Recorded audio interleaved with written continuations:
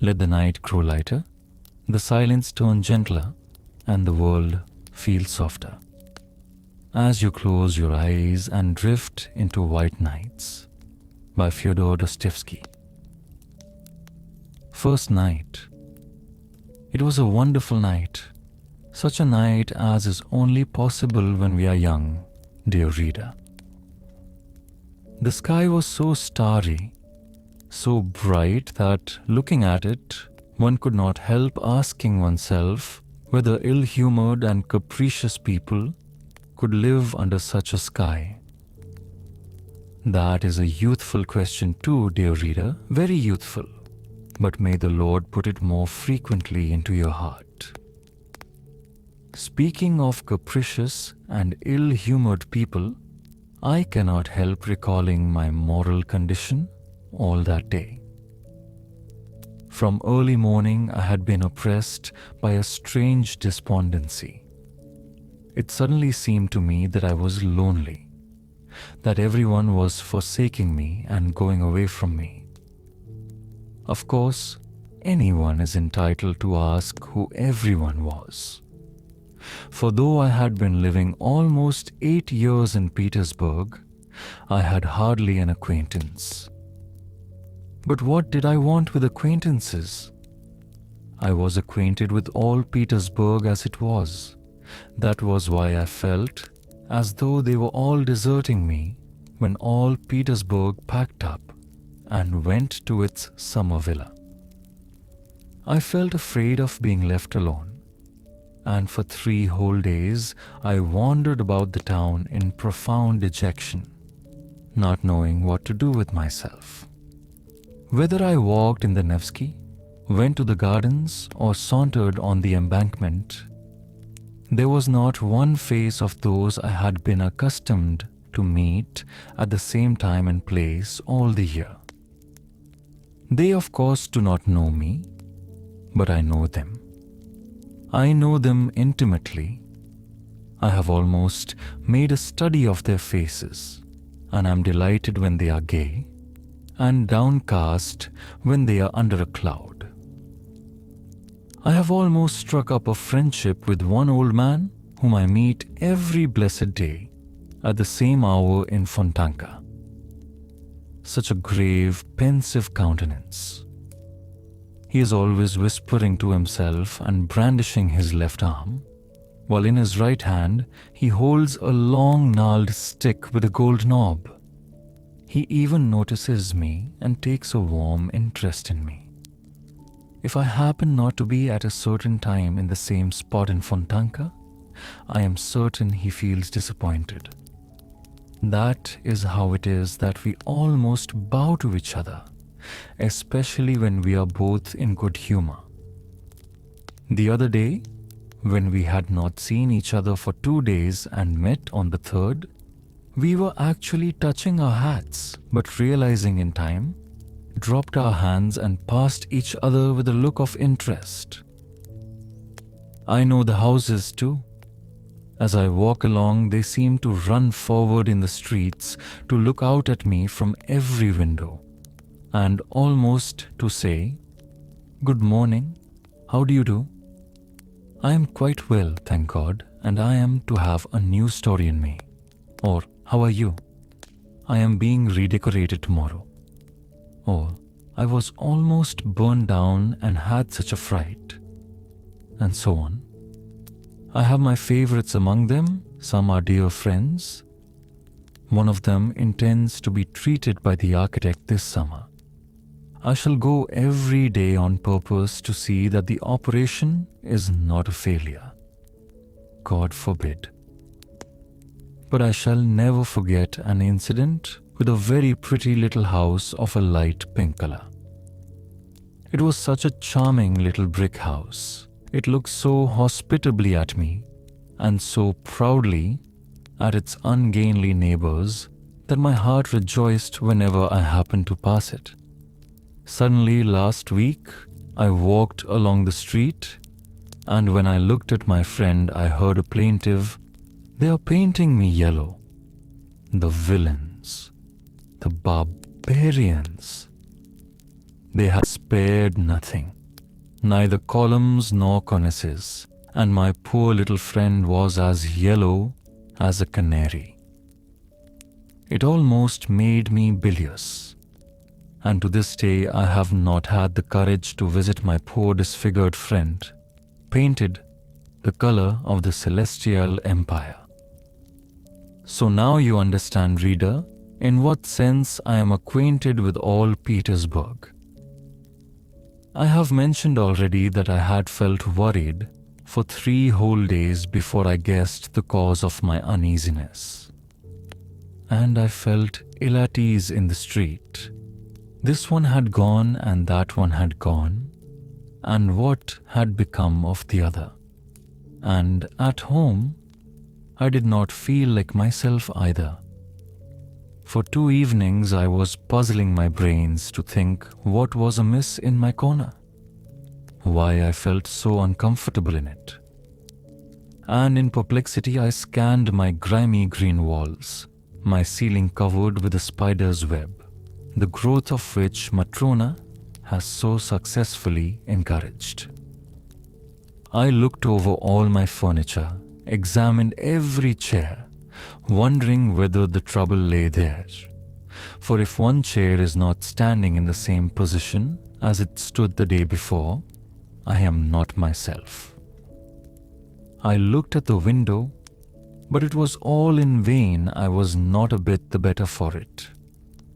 I even bethought me to send for Matrona, and was giving her some fatherly admonitions in regard to the spider's web and sluttishness in general. But she simply stared at me in amazement and went away without saying a word, so that the spider's web is comfortably hanging in its place to this day. I only at last this morning realized what was wrong. Why, they are giving me the slip and making off to their summer villas. Forgive the triviality of the expression, but I am in no mood for fine language, for everything that had been in Petersburg had gone or was going away for the holidays.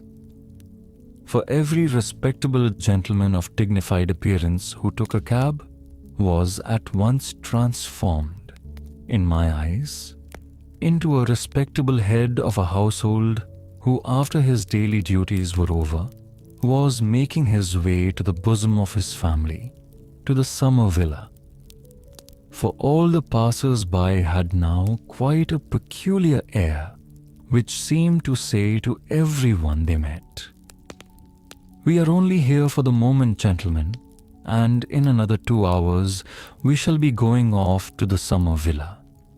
If a window opened after delicate fingers, white as snow, had tapped upon the pane, and the head of a pretty girl was thrust out, calling to a street seller with pots of flowers, at once on the spot, I fancied that those flowers were being bought not simply in order to enjoy the flowers and the spring in stuffy town lodgings, but because they would all be very soon moving into the country and could take the flowers with them. What is more, I made such progress in my new peculiar sort of investigation that I could distinguish correctly from the mere air of each in what summer villa he was living. The inhabitants of Kameny and Aptekarsky Islands, or of the Peterhof Road, were marked by the studied elegance of their manner, their fashionable summer suits, and the fine carriages in which they drove to town. Visitors to Pagolovo and places further away impressed one at first sight by their reasonable and dignified air. The tripper to Krestovsky Island could be recognized by his look of irrepressible gaiety. If I chanced to meet a long procession of wagoners walking lazily with the reins in their hands beside wagons loaded with regular mountains of furniture, tables, chairs, ottomans and sofas, and domestic utensils of all sorts, frequently with the decrepit cook sitting on the top of it all, guarding her master's property as though it were the apple of her eye. Or if I saw boats heavily loaded with household goods crawling along the Neva or Fontanka to the Black River or the islands, the wagons and the boats were multiplied tenfold, 100-fold in my eyes. I fancied that everything was astir and moving. Everything was going in regular caravans to the summer villas. It seemed as though Petersburg threatened to become a wilderness, so that at last I felt ashamed, mortified and sad that I had nowhere to go for the holidays and no reason to go away. I was ready to go away with every wagon, to drive off with every gentleman of respectable appearance who took a cab. But no one, absolutely no one, invited me. It seemed they had forgotten me, as though really I were a stranger to them. I took long walks, succeeding, as I usually did, in quite forgetting where I was when I suddenly found myself at the city gates. Instantly I felt light-hearted, and I passed the barrier and walked between cultivated fields and meadows, unconscious of fatigue and feeling only all over as though a burden were falling off my soul. All the passers-by gave me such friendly looks that they seemed almost greeting me. They all seemed so pleased at something. They were all smoking cigars, every one of them, and I felt pleased as I never had before. It was as though I had suddenly found myself in Italy. So strong was the effect of nature upon a half-sick townsman like me, almost stifling between city walls. There is something inexpressibly touching in nature around Petersburg, when at the approach of spring, she puts forth all her might, all the powers bestowed on her by heaven, when she breaks into leaf, decks herself out, and spangles herself with flowers. Somehow I cannot help being reminded of a frail, consumptive girl, at whom one sometimes looks with compassion, sometimes with sympathetic love, whom sometimes one simply does not notice. Though suddenly in one instant she becomes, as though by chance, inexplicably lovely and exquisite, and impressed and intoxicated, one cannot help asking oneself, what power made those sad, pensive eyes flash with such fire? What summoned the blood to those pale, wan cheeks? What bathed with passion those soft features? What set that bosom heaving? What so suddenly called strength, life and beauty into the poor girl's face, making it gleam with such a smile, kindle with such bright, sparkling laughter? You look round, you seek for someone, you conjecture. But the moment passes, and next day you meet, maybe, the same pensive and preoccupied look as before, the same pale face, the same meek and timid movements, and even signs of remorse, traces of a mortal anguish and regret for the fleeting distraction. And you grieve that the momentary beauty has faded so soon, never to return, that it flashed upon you so treacherously, so vainly. Grieve because you had not even time to love her. And yet my night was better than my day. This was how it happened. I came back to the town very late, and it had struck 10 as I was going towards my lodgings. My way lay along the canal embankment, where at that hour you never meet a soul. It is true that I live in a very remote part of the town. I walked along singing, For when I am happy, I am always humming to myself like every happy man who has no friend or acquaintance with whom to share his joy. Suddenly, I had a most unexpected adventure. Leaning on the canal railing stood a woman with her elbows on the rail. She was apparently looking with great attention at the muddy water of the canal. She was wearing a very charming yellow hat and a jaunty little black mantle. She's a girl, and I am sure she is dark, I thought. She did not seem to hear my footsteps and did not even stir when I passed by with bated breath and loudly throbbing heart.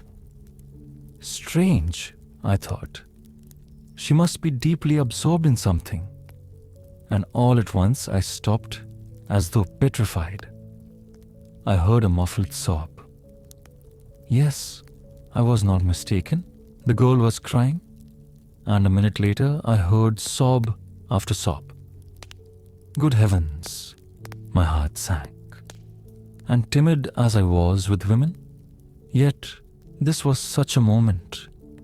I turned, took a step towards her, and should certainly have pronounced the word "Madam," if I had not known that that exclamation has been uttered 1,000 times in every Russian society novel.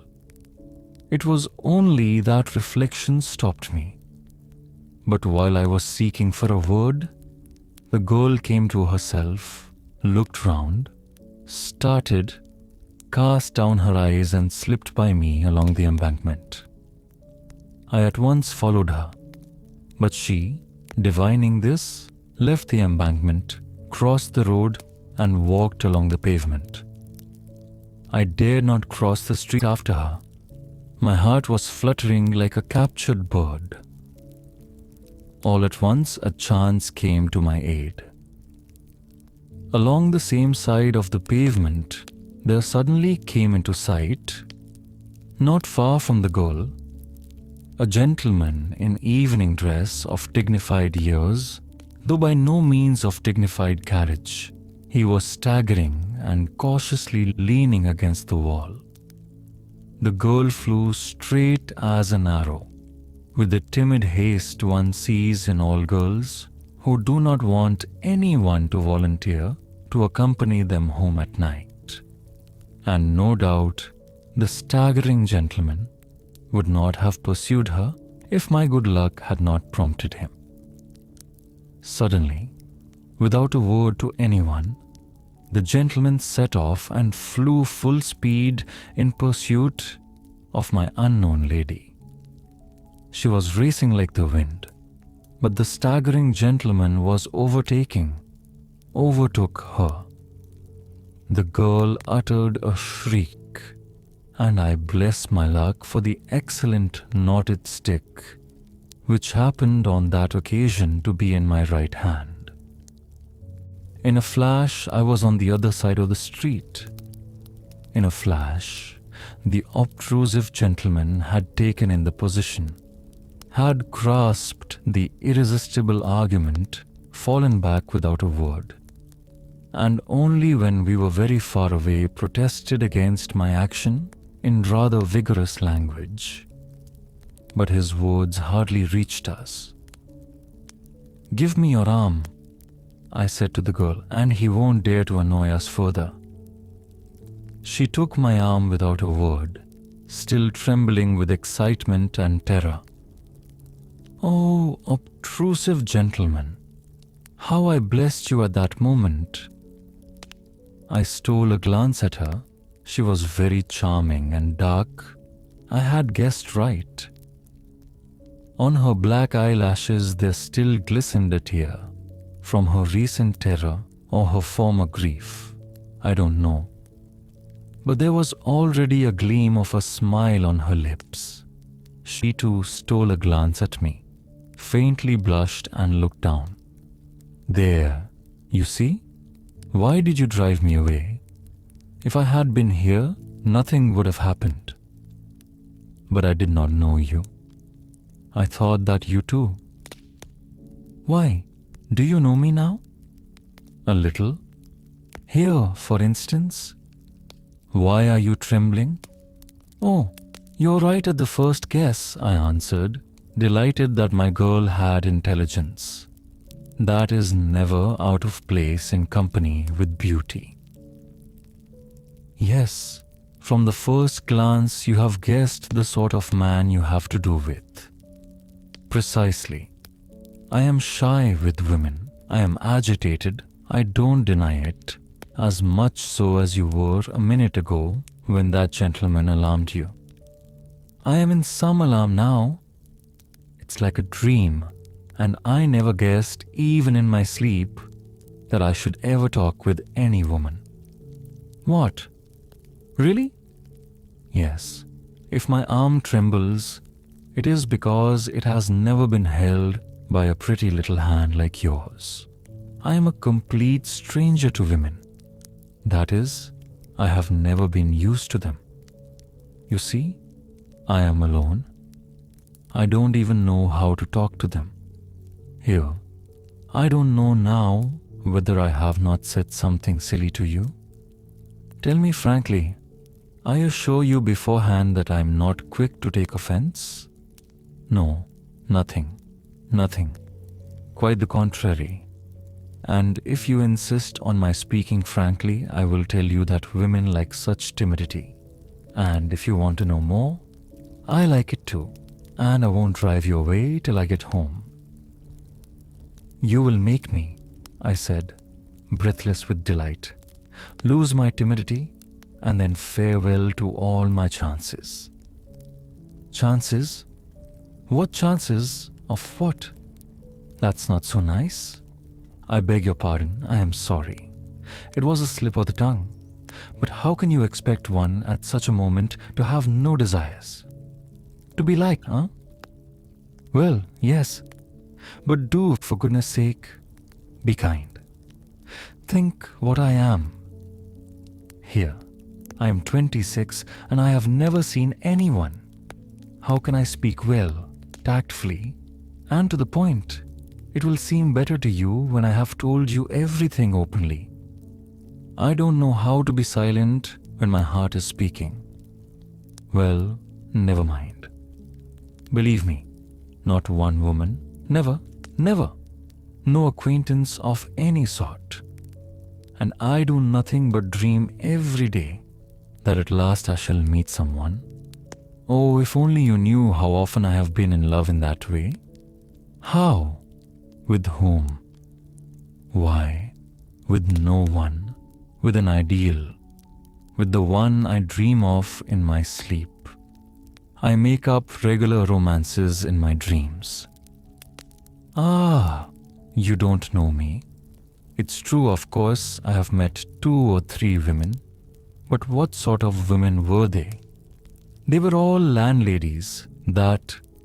But I shall make you laugh if I tell you that I have several times thought of speaking, just simply speaking, to some aristocratic lady in the street when she is alone. I need hardly say.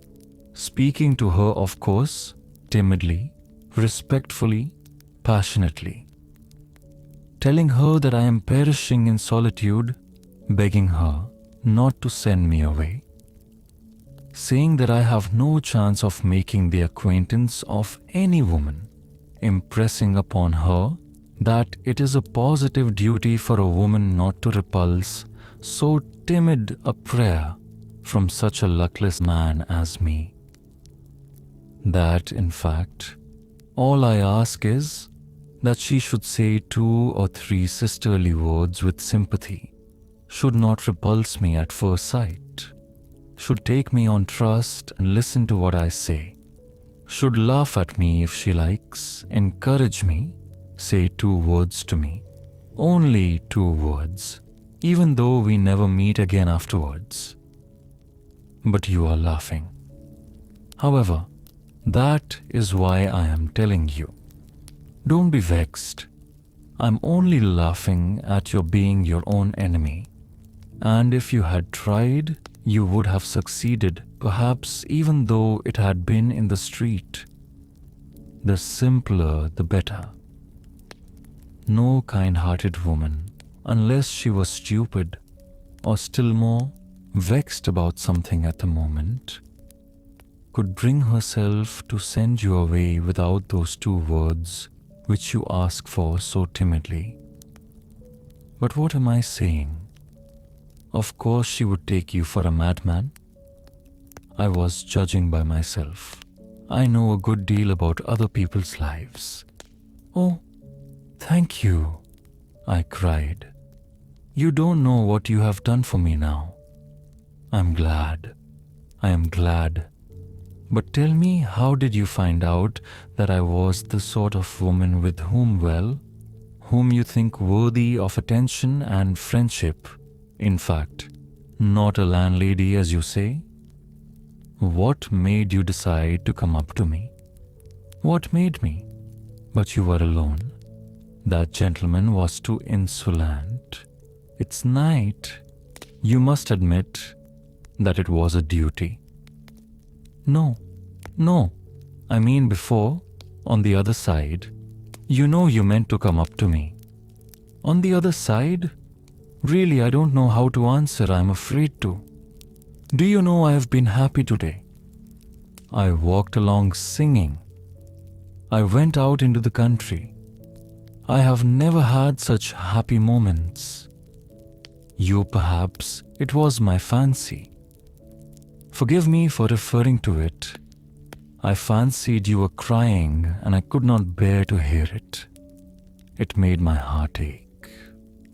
Oh my goodness, surely I might be troubled about you? Surely there was no harm in feeling brotherly compassion for you? I beg your pardon. I said compassion. Well, in short, surely you would not be offended at my involuntary impulse to go up to you. Stop. That's enough. Don't talk of it, said the girl, looking down and pressing my hand. It's my fault for having spoken of it, but I am glad I was not mistaken in you. But here I am home. I must go down this turning. It's 2 steps from here. Goodbye. Thank you. Surely you don't mean that we shall never see each other again? Surely this is not to be the end? You see, said the girl, laughing. At first you only wanted 2 words, and now? However, I won't say anything. Perhaps we shall meet. I shall come here tomorrow, I said. Oh, forgive me. I'm already making demands. Yes, you're not very patient. You're almost insisting. Listen, I interrupted her. Forgive me if I tell you something else. I tell you what, I can't help coming here tomorrow. I am a dreamer. I have so little real life that I look upon such moments as this now as so rare that I cannot help going over such moments again in my dreams. I shall be dreaming of you all night, a whole week, a whole year. I shall certainly come here tomorrow, just here to this place, just at the same hour, and I shall be happy remembering today. This place is dear to me already. I have already 2 or 3 such places in Petersburg. I once shed tears over memories like you. Who knows? Perhaps you were weeping 10 minutes ago over some memory. But forgive me. I have forgotten myself again. Perhaps you have once been particularly happy here. Very good, said the girl. Perhaps I will come here tomorrow too at 10 o'clock. I see that I can't forbid you. The fact is, I have to be here. Don't imagine that I am making an appointment with you. I tell you beforehand that I have to be here on my own account. But well, I tell you straight out, I don't mind if you do come. To begin with, something unpleasant might happen, as it did today, but never mind that. In short, I should simply like to see you to say 2 words to you. Only mind, you must not think the worse of me now. Don't think I make appointments so lightly. I shouldn't make it except that. But let that be my secret. Only a compact beforehand. A compact? Speak. Tell me. Tell me all beforehand. I agree to anything. I am ready for anything. I cried delighted. I answer for myself. I will be obedient, respectful. You know me. It's just because I do know you that I ask you to come tomorrow, said the girl, laughing. I know you perfectly, but mind you will come on the condition in the first place. Only be good. Do what I ask. You see, I speak frankly. You won't fall in love with me. That's impossible, I assure you. I am ready for friendship. Here's my hand. But you mustn't fall in love with me. I beg you. I swear, I cried, gripping her hand. Hush, don't swear. I know you are ready to flare up like gunpowder. Don't think ill of me for saying so. If only you knew. I too have no one to whom I can say a word, whose advice I can ask. Of course, one does not look for an advisor in the street, but you are an exception. I know you as though we had been friends for 20 years. You won't deceive me, will you? You will see. The only thing is, I don't know how I am going to survive the next 24 hours. Sleep soundly.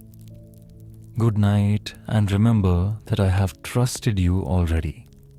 But you exclaimed so nicely just now. Surely one can't be held responsible for every feeling, even for brotherly sympathy. Do you know, that was so nicely said that the idea struck me at once that I might confide in you, for God's sake too. But about what? What is it? Wait till tomorrow. Meanwhile, let that be a secret. So much the better for you. It will give it a faint flavor of romance. Perhaps I will tell you tomorrow, and perhaps not. I will talk to you a little more beforehand. We will get to know each other better. Oh yes, I will tell you all about myself tomorrow. But what has happened? It is as though a miracle had befallen me. My God, where am I? Come, tell me, aren't you glad that you are not angry and did not drive me away at the first moment, as any other woman would have done? In 2 minutes you have made me happy forever. Yes, happy. Who knows? Perhaps you have reconciled me with myself, solved my doubts. Perhaps such moments come upon me. But there, I will tell you all about it tomorrow. You shall know everything. Everything. Very well, I consent. You shall begin. Agreed. Goodbye till tomorrow. Till tomorrow. And we parted. I walked about all night. I could not make up my mind to go home. I was so happy. Tomorrow. Second night. Well, so you have survived, she said, pressing both my hands. I've been here for the last 2 hours. You don't know what a state I've been in all day? I know. But to business, do you know why I have come? Not to talk nonsense as I did yesterday. I tell you what, we must behave more sensibly in future. I thought a great deal about it last night. In what way? In what must we be more sensible? I am ready for my part. But really, nothing more sensible has happened to me in my life. than this now. Really? In the first place, I beg you not to squeeze my hand so. Secondly, I must tell you that I spent a long time thinking about you and feeling doubtful today. And how did it end? How did it end?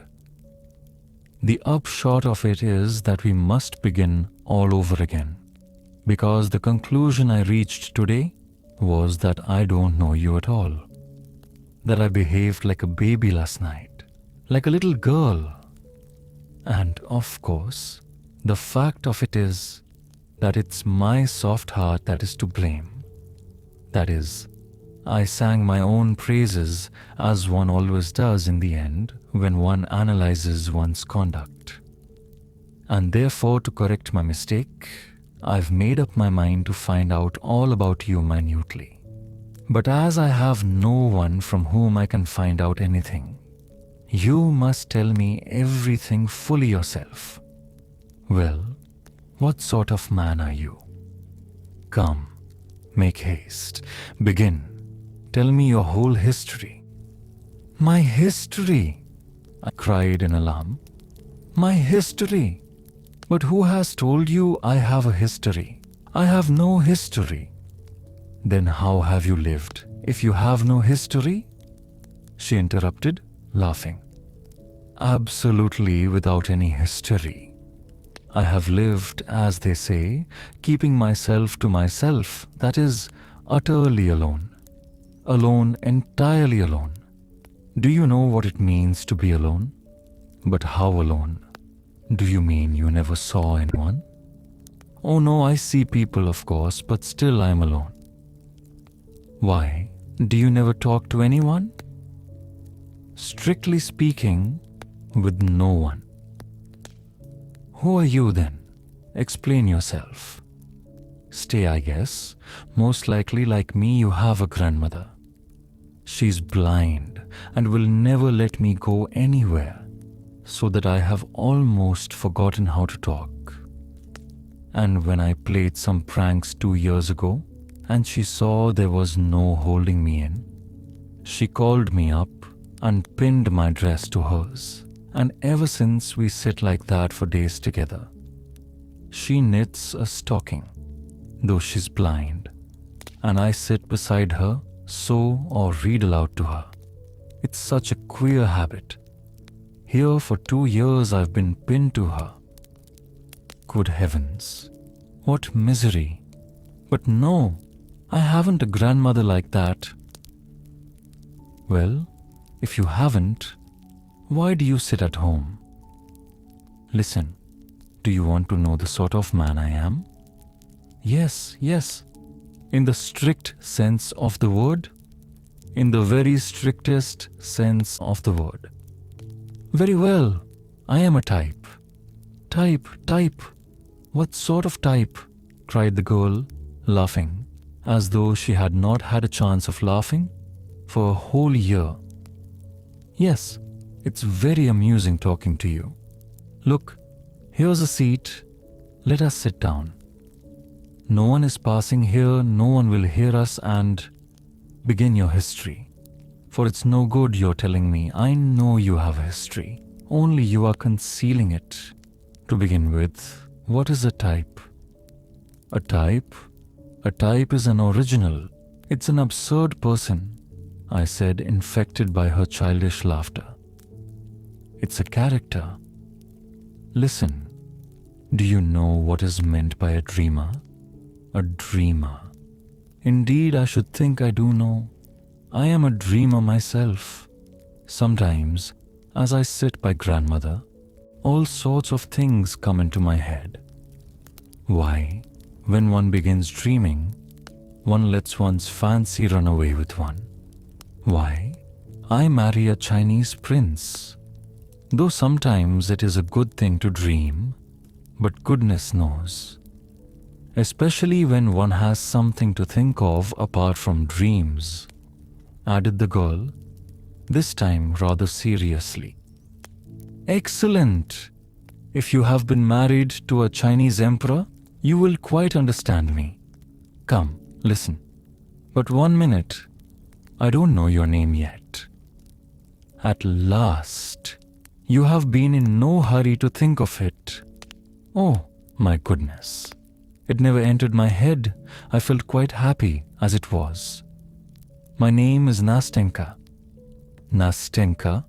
And nothing else? Nothing else. Why? Is not that enough for you, you insatiable person? Not enough? On the contrary, it's a great deal. A very great deal, Nastenka. You kind girl, if you are Nastenka for me from the first. Quite so. Well, listen, Nastenka. Now for this absurd history. I sat down beside her, assumed a pedantically serious attitude, and began as though reading from a manuscript. There are, Nastenka, though you may not know it, strange nooks in Petersburg.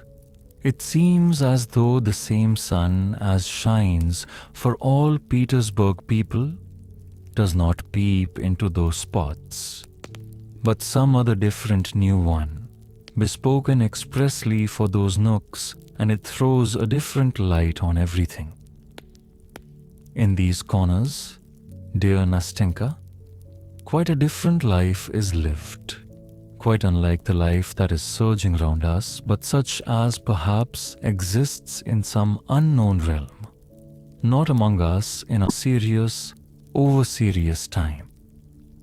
Well, that life is a mixture of something purely fantastic, fervently ideal, with something, alas, Nastenka, dingily prosaic and ordinary, not to say incredibly vulgar.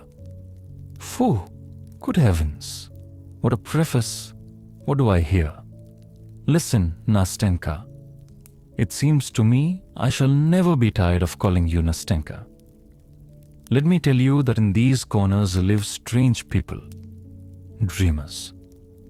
The dreamer, if you want an exact definition, is not a human being, but a creature of an intermediate sort.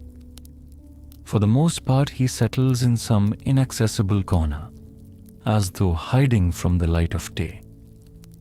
Once he slips into his corner, he grows to it like a snail.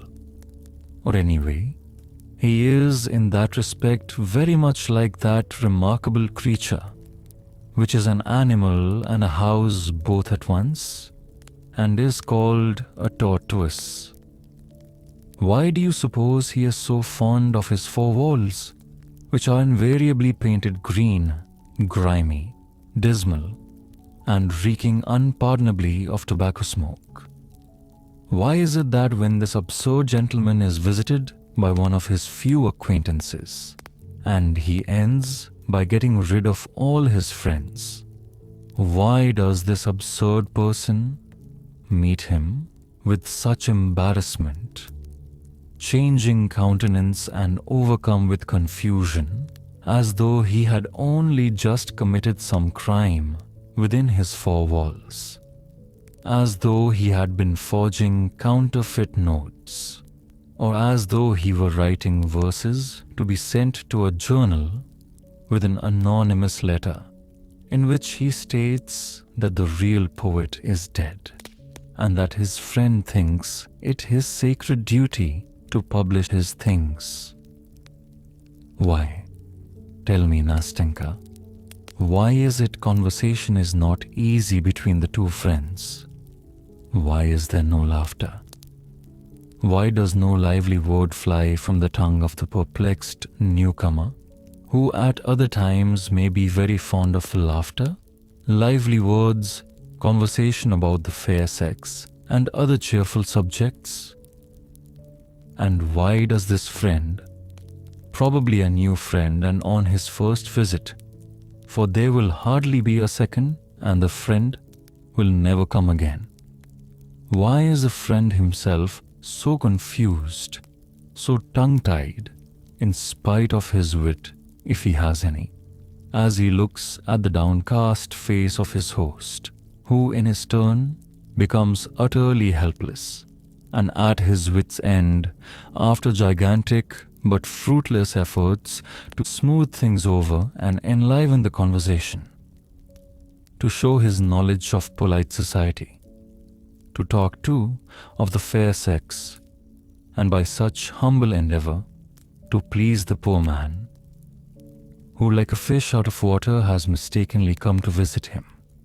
Why does the gentleman, all at once remembering some very necessary business which never existed, suddenly seize his hat and hurriedly make off, snatching away his hand from the warm grip of his host, who was trying his utmost to show his regret and retrieve the lost position?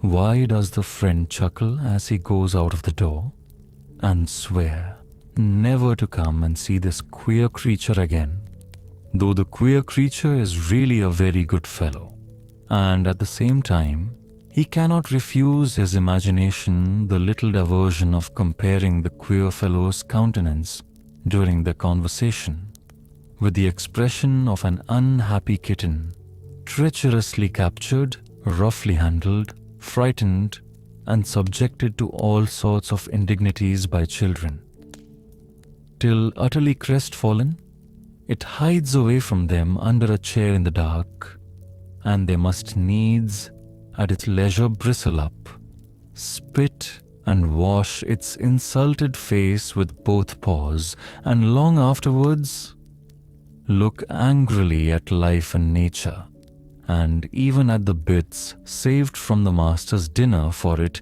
by the sympathetic housekeeper. Listen, interrupted Nastenka, who had listened to me all the time in amazement, opening her eyes and her little mouth. Listen, I don't know in the least why it happened and why you ask me such absurd questions. All I know is that this adventure must have happened word for word to you. Doubtless, I answered with the gravest face. Well, since there is no doubt about it, go on, said Nastenka, because I want very much to know how it will end. You want to know, Nastenka, what our hero, that is I, for the hero of the whole business was my humble self, did in his corner? You want to know why I lost my head and was upset for the whole day by the unexpected visit of a friend? You want to know why I was so startled, why I blushed when the door of my room was opened, why I was not able to entertain my visitor, and why I was crushed under the weight of my own hospitality? Why, yes, answered Nastenka. That's the point. Listen, you describe it all splendidly, but couldn't you perhaps describe it a little less splendidly? You talk as though you were reading it out of a book. Nastenka, I answered in a stern and dignified voice, hardly able to keep from laughing. Dear Nastenka, I know I describe splendidly, but excuse me, I don't know how else to do it. At this moment, dear Nastenka, at this moment I am like the spirit of King Solomon, when, after lying 1,000 years under 7 seals in his urn, those 7 seals were at last taken off. At this moment, Nastenka, when we have met at last after such a long separation, for I have known you for ages, Nastenka, because I have been looking for someone for ages, and that is a sign that it was you I was looking for, and it was ordained that we should meet now. At this moment, 1,000 valves have opened in my head, and I must let myself flow in a river of words, or I shall choke. And so I beg you not to interrupt me, Nastenka, but listen humbly and obediently, or I will be silent. No, not at all. Go on. I won't say a word. I will continue. There is, my friend Nastenka, 1 hour in my day which I like extremely. That is the hour when almost all business, work and duties are over, and everyone is hurrying home to dinner, to lie down, to rest, and on the way all are cogitating on other more cheerful subjects relating to their evenings, their nights, and all the rest of their free time. At that hour, our hero, for allow me, Nastenka, to tell my story in the third person, for one feels awfully ashamed to tell it in the first person. And so at that hour, our hero, who had his work too, was pacing along after the others. But a strange feeling of pleasure set his pale, rather crumpled-looking face working. He looked not with indifference on the evening glow, which was slowly fading on the cold Petersburg sky. When I say he looked, I am lying. He did not look at it, but saw it as it were without realizing, as though tired or preoccupied with some other more interesting subject, so that he could scarcely spare a glance for anything about him. He was pleased because till next day he was released from business irksome to him, and happy as a schoolboy let out from the classroom to his games and mischief. Take a look at him, Nastenka. You will see at once that joyful emotion has already had an effect on his weak nerves and morbidly excited fancy. You see he is thinking of something, of dinner, do you imagine? Of the evening. What is he looking at like that? Is it at that gentleman of dignified appearance who is bowing so picturesquely to the lady who rolls by in a carriage drawn by prancing horses? No, Nastenka. What are all those trivialities to him now? He is rich now with his own individual life. He has suddenly become rich, and it is not for nothing that the fading sunset sheds its farewell gleams so gaily before him and calls forth a swarm of impressions from his warmed heart. Now he hardly notices the road, on which the tiniest details at other times would strike him. Now, the goddess of fancy, if you have read Zhukovsky, dear Nastenka, has already, with fantastic hands, spun her golden warp and begun weaving upon it patterns of marvelous magic life. And who knows, maybe her fantastic hand has borne him to the seventh crystal heaven, far from the excellent granite pavement on which he was walking his way. Try stopping him now, ask him suddenly where he is standing now, through what streets he is going. He will probably remember nothing, neither where he is going nor where he is standing now, and flushing with vexation, he will certainly tell some lie to save appearances. That is why he starts, almost cries out, and looks round with horror when a respectable old lady stops him politely in the middle of the pavement and asks her way.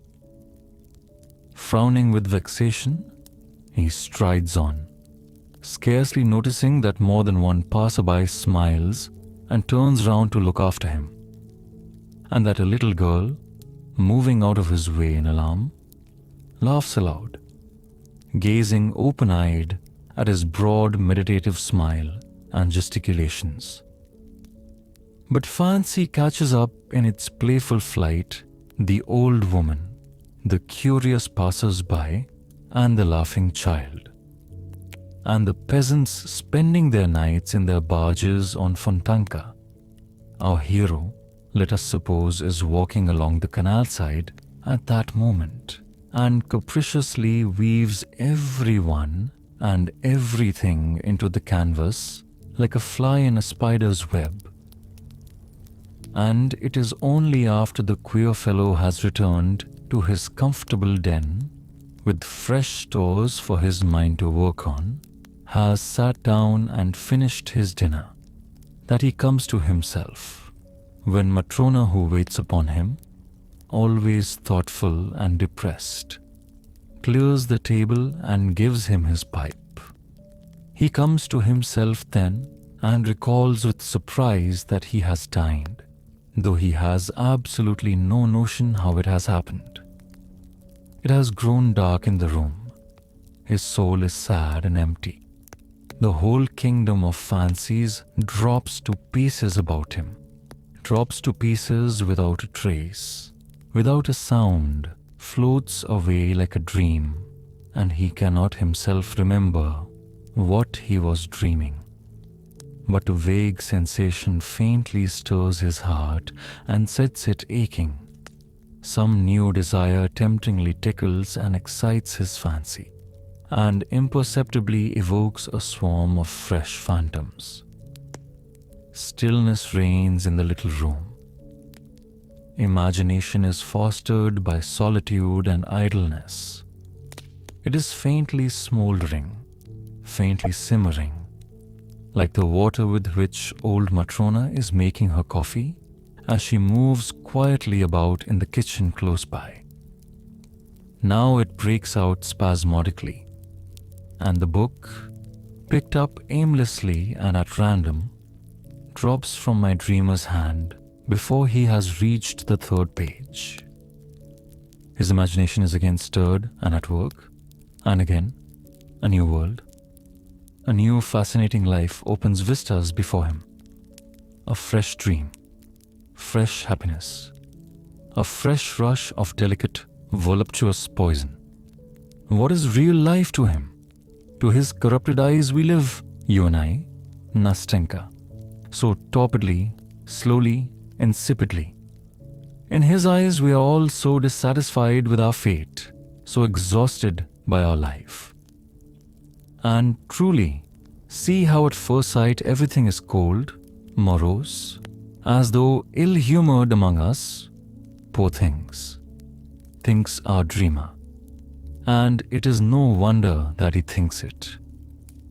Look at these magic phantasms which so enchantingly, so whimsically, so carelessly and freely group before him in such a magic, animated picture, in which the most prominent figure in the foreground is of course himself, our dreamer, in his precious person.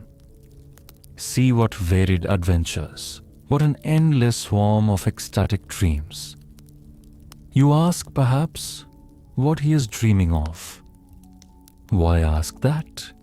Why of everything of the lot of the poet, first unrecognized, then crowned with laurels, of friendship with Hoffman, St. Bartholomew's Night, of Diana Vernon, of playing the hero at the taking of Kazan by Ivan Vasilievich, of Clara Mowbray, of Effie Deans, of the council of the prelates and Huss before them, of the rising of the dead in Robert the Devil.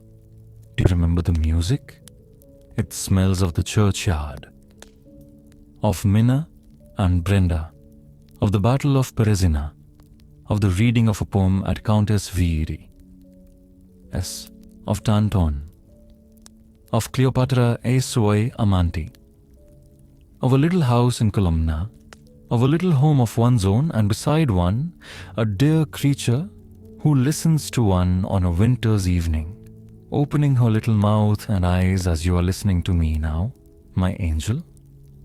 No, Nastenka, what is there?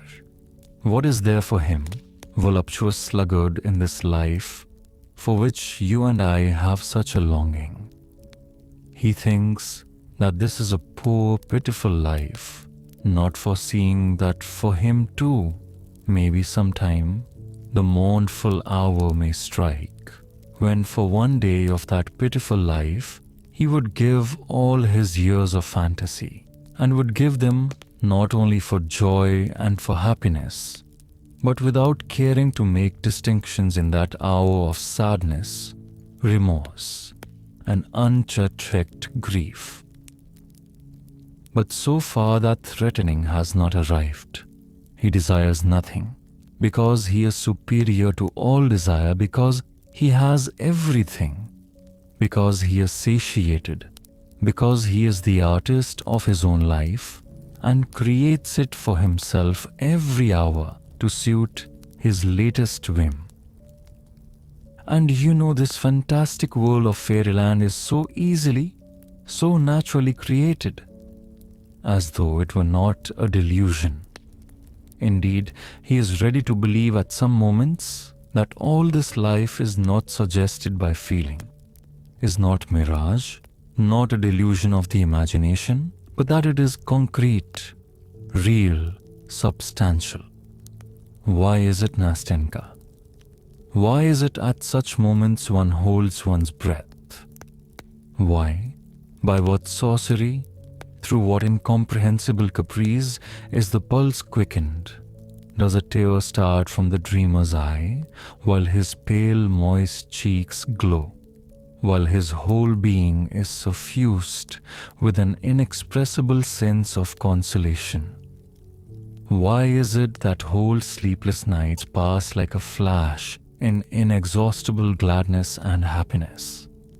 And when the dawn gleams rosy at the window and daybreak floods the gloomy room with uncertain, fantastic light, as in Petersburg, our dreamer, worn out and exhausted, flings himself on his bed and drops asleep with thrills of delight in his morbidly overwrought spirit and with a weary, sweet ache in his heart. Yes, Nastenka, one deceives oneself and unconsciously believes that real true passion is stirring one's soul. One unconsciously believes that there is something living, tangible in one's immaterial dreams. And is it delusion? Here love, for instance, is bound up with all its fathomless joy, all its torturing agonies in his bosom. Only look at him and you will be convinced. Would you believe, looking at him, dear Nastenka, that he has never known her whom he loves in his ecstatic dreams? Can it be that he has only seen her in seductive visions and that this passion has been nothing but a dream? Surely they must have spent years hand in hand together, alone the two of them, casting off all the world and each uniting his or her life with the other's. Surely when the hour of parting came, she must have lain sobbing and grieving on his bosom, heedless of the tempest raging under the sullen sky, heedless of the wind which snatches and bears away the tears from her black eyelashes. Can all of that have been a dream? And that garden, dejected, forsaken, run wild with its little moss-grown paths, solitary, gloomy, where they used to walk so happily together, where they hoped, grieved, loved each other so long and so fondly. And that queer ancestral house where she spent so many years lonely and sad with her morose old husband, always silent and splenetic, who frightened them, while timid as children, they hid their love from each other. What torments they suffered, what agonies of terror, how innocent, how pure was their love, and how, I need hardly say, Nastenka, malicious people were. And good heavens, surely he met her afterwards, far from their native shores, under alien skies, in the hot south, in the divinely eternal city, in the dazzling splendor of the ball to the crash of music, in a palazzo. It must be in a palazzo, drowned in a sea of lights on the balcony, wreathed in myrtle and roses, where, recognizing him, she hurriedly removes her mask and whispering, "I am free," flings herself trembling into his arms, and with a cry of rapture, clinging to one another. In one instant, they forget their sorrow and their parting, and all their agonies, and the gloomy house and the old man, and the dismal garden in that distant land, and the seat on which, with a last passionate kiss, she tore herself away from his arms, numb with anguish and despair. Oh, Nastenka, you must admit that one would start, betray confusion, and blush like a schoolboy who has just stuffed in his pocket an apple stolen from a neighbor's garden, when your uninvited visitor, some stalwart lanky fellow, a festive soul fond of a joke, opens your door and shouts out as though nothing were happening. My dear boy, I have this minute come from Pavlovsk. My goodness! The old count is dead. Unutterable happiness is close at hand, and people arrive from Pavlovsk's. Finishing my pathetic appeal, I paused pathetically. I remembered that I had an intense desire to force myself to laugh, for I was already feeling that a malignant demon was stirring within me, that there was a lump in my throat, that my chin was beginning to twitch, and that my eyes were growing more and more moist. I expected Nastenka, who listened to me opening her clever eyes, would break into her childish, irrepressible laugh. And I was already regretting that I had gone so far, that I had unnecessarily described what had long been simmering in my heart, about which I could speak as though from a written account of it, because I had long ago passed judgment on myself and now could not resist reading it, making my confession without expecting to be understood. But to my surprise, she was silent, waiting a little. Then she faintly pressed my hand and with timid sympathy asked, "Surely you haven't lived like that all your life?" "All my life, Nastenka," I answered. "All my life. And it seems to me I shall go on so to the end." "No, that won't do," she said uneasily. "That must not be. And so, maybe I shall spend all my life beside grandmother. Do you know, it is not at all good to live like that." "I know, Nastenka. I know," I cried, unable to restrain my feelings longer. "And I realize now, more than ever, that I have lost all my best years. And now I know it and feel it more painfully from recognizing that God has sent me you, my good angel, to tell me that and show it. Now that I sit beside you and talk to you, it is strange for me to think of the future, for in the future, there is loneliness again.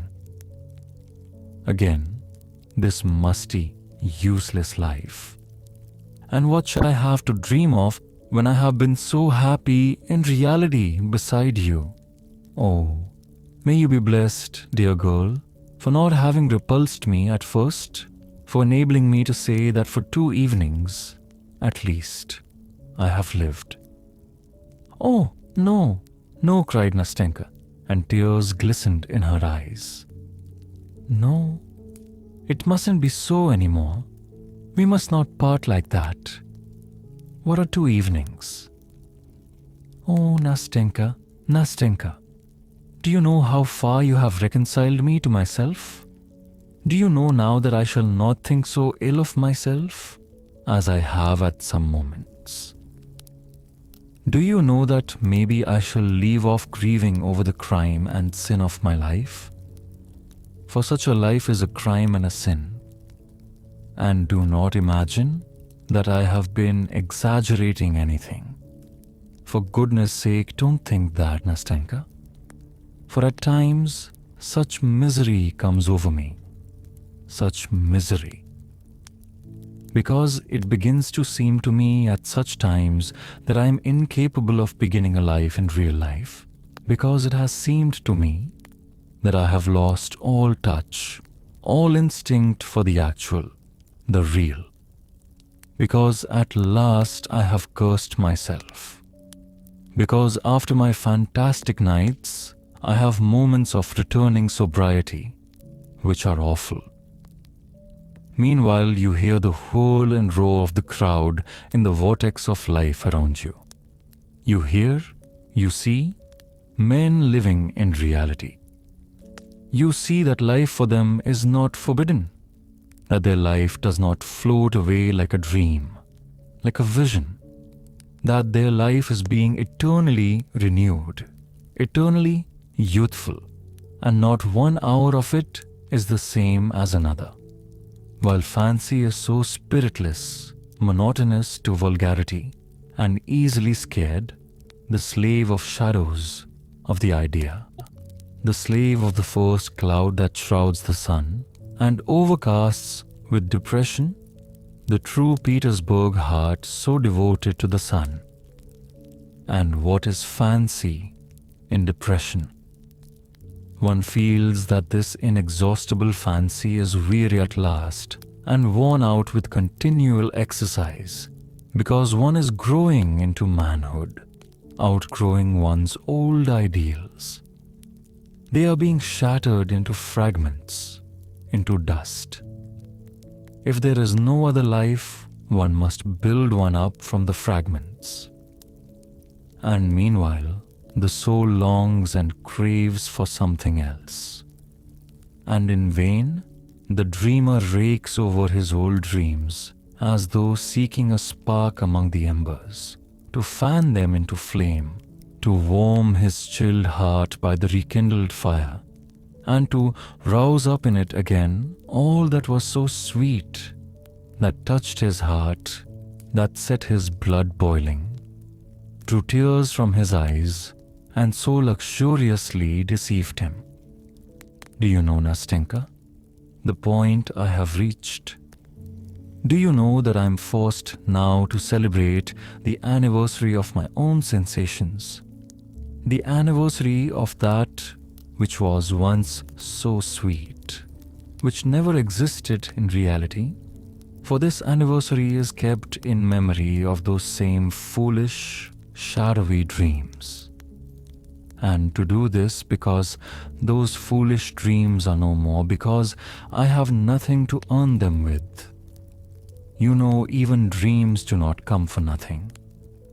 Do you know that I love now to recall and visit at certain dates the places where I was once happy in my own way?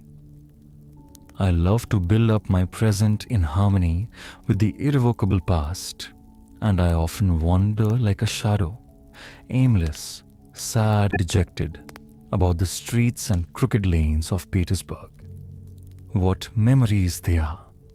To remember, for instance, that here just a year ago, just at this time, at this hour on this pavement, I wandered just as lonely, just as dejected as today. And one remembers that then one's dreams were sad, and though the past was no better one, feels as though it had somehow been better, and that life was more peaceful, that one was free from the black thoughts that haunt one now.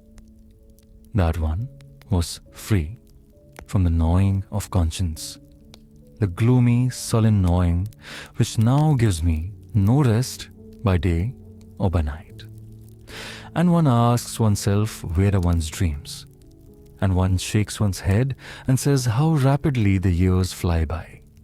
And again, one asks oneself, what has one done with one's years?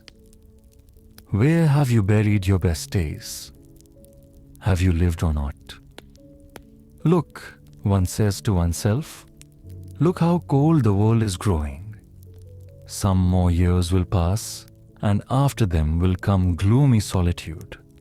Then will come old age trembling on its crutch, and after it, misery and desolation. Your fantastic world will grow pale. Your dreams will fade and die, and will fall like the yellow leaves from the trees.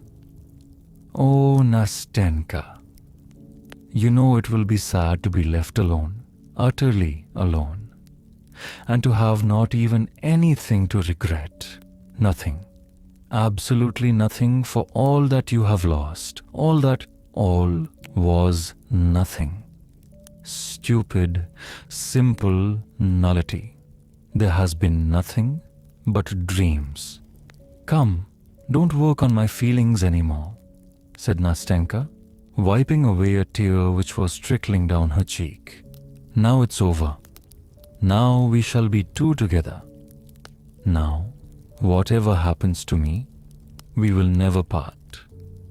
Listen, I am a simple girl. I have not had much education, though grandmother did get a teacher for me.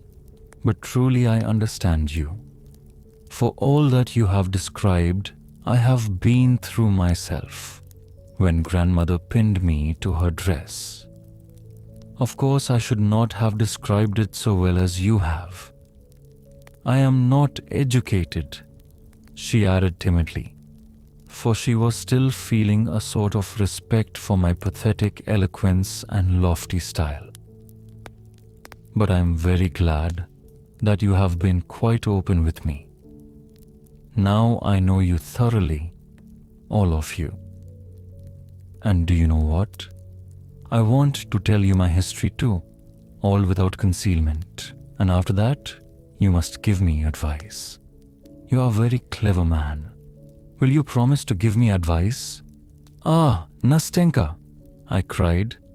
Though I have never given advice, still less sensible advice.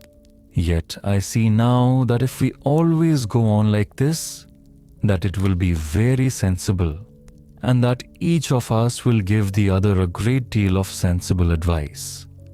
Well, my pretty Nastenka, what sort of advice do you want? Tell me frankly. At this moment I am so gay and happy, so bold and sensible, that it won't be difficult for me to find words. No, Nastenka interrupted, laughing. I don't only want sensible advice. I want warm, brotherly advice, as though you had been fond of me all your life. Agreed, Nastenka, agreed, I cried, delighted.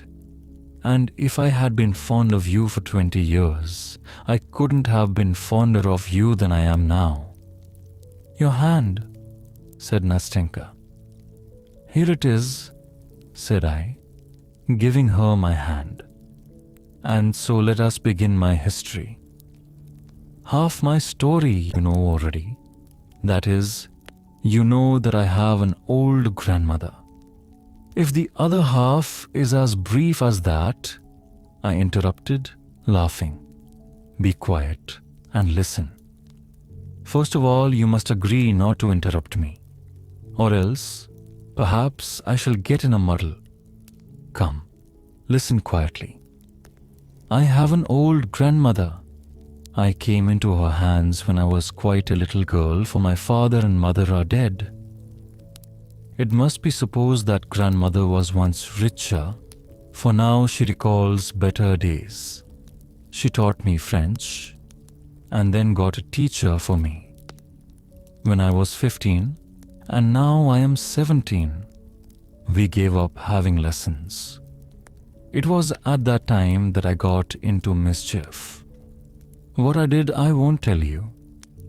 It's enough to say that it wasn't very important, but grandmother called me to her one morning and said that as she was blind, she could not look after me. She took a pin and pinned my dress to hers and said that we should sit like that for the rest of our lives if, of course, I did not become a better girl. In fact, at first it was impossible to get away from her. I had to work, to read, and to study all beside grandmother. I tried to deceive her once and persuaded Fekla to sit in my place. Fekla is our charwoman. She is deaf. Fekla sat there instead of me. Grandmother was asleep in her armchair at the time, and I went off to see a friend close by. Well, it ended in trouble. Grandmother woke up while I was out and asked some questions. She thought I was still sitting quietly in my place. Fekla saw that grandmother was asking her something, but could not tell what it was. She wondered what to do, undid the pin, and ran away. At this point, Nastenka stopped and began laughing. I laughed with her. She left off at once. I tell you what, don't you laugh at grandmother? I laugh because it's funny. What can I do since grandmother is like that? But yet, I am fond of her in a way. Oh, well, I did catch it that time. I had to sit down in my place at once, and after that, I was not allowed to stir. Oh, I forgot to tell you that our house belongs to us. That is to grandmother. It is a little wooden house with 3 windows, as old as grandmother herself, with a little upper story. Well, they moved into our upper story a new lodger. Then you had an old lodger, I observed casually. Yes, of course, answered Nastenka, and one who knew how to hold his tongue better than you do. In fact, he hardly ever used his tongue at all.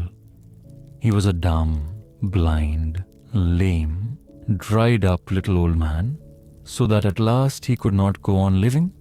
He died. So then we had to find a new lodger, for we could not live without a lodger. The rent, together with grandmother's pension, is almost all we have. But the new lodger, as luck would have it, was a young man, a stranger not of these parts. As he did not haggle over the rent, grandmother accepted him, and only afterwards she asked me, "Tell me, Nastenka, what is our lodger like? Is he young or old?" I did not want to lie, so I told grandmother that he wasn't exactly young and that he wasn't old. "And is he pleasant looking?" asked grandmother. Again, I did not want to tell a lie. "Yes, he is pleasant looking, grandmother," I said. And grandmother said, "Oh, what a nuisance. What a nuisance. I tell you this, grandchild, that you may not be looking after him. What times these are. Why a paltry lodger like this, and he must be pleasant looking too. It was very different in the old days. Grandmother was always regretting the old days. She was younger in old days, and the sun was warmer in old days, and cream did not turn so sour in old days. It was always the old days. I would sit still and hold my tongue and think to myself, why did grandmother suggest it to me? Why did she ask whether the lodger was young and good looking? But that was all. I just thought it. Began counting my stitches again. Went on knitting my stocking and forgot all about it. Well, one morning the lodger came in to see us. He asked about a promise to paper his rooms. One thing led to another. Grandmother was talkative and she said, "Go, Nastenka, into my bedroom and bring me my reckoner." I jumped up at once. I blushed all over. I don't know why, and forgot. I was sitting pinned to grandmother, instead of quietly undoing the pin so that the lodger should not see. I jumped so that grandmother's chair moved. When I saw that the lodger knew all about me now, I blushed, stood still as though I had been shot, and suddenly began to cry. I felt so ashamed and miserable at that minute that I didn't know where to look. Grandmother called out, "What are you waiting for?" And I went on worse than ever. When the lodger saw that I was ashamed on his account, he bowed and went away at once. After that, I felt ready to die at the least sound in the passage. It's the lodger, I kept thinking. I stealthily undid the pen and case. But it always turned out not to be. He never came. A fortnight passed. The lodger sent word through Fyodor that he had a great number of French books and that they were all good books that I might read. So would not grandmother like me to read them that I might not be dull? Grandmother agreed with gratitude, but kept asking if they were moral books. For if the books were immoral, it would be out of the question one would learn evil from them. And what should I learn, grandmother? What is there written in them? Ah, she said, what's described in them is how young men seduce virtuous girls, how, on the excuse that they want to marry them, they carry them off from their parents' houses, how afterwards they leave these unhappy girls to their fate, and they perish in the most pitiful way. I read a great many books, said grandmother, and it is all so well described that one sits up all night and reads them on the sly. So mind you don't read them, Nastenka, said she. What books has he sent? They are all Walter Scott's novels, grandmother. Walter Scott's novels?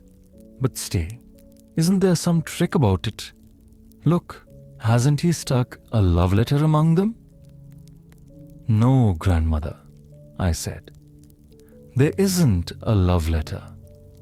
But look under the binding. They sometimes stuff it under the bindings, the rascals. No, grandmother, there is nothing under the binding. Well, that's all right.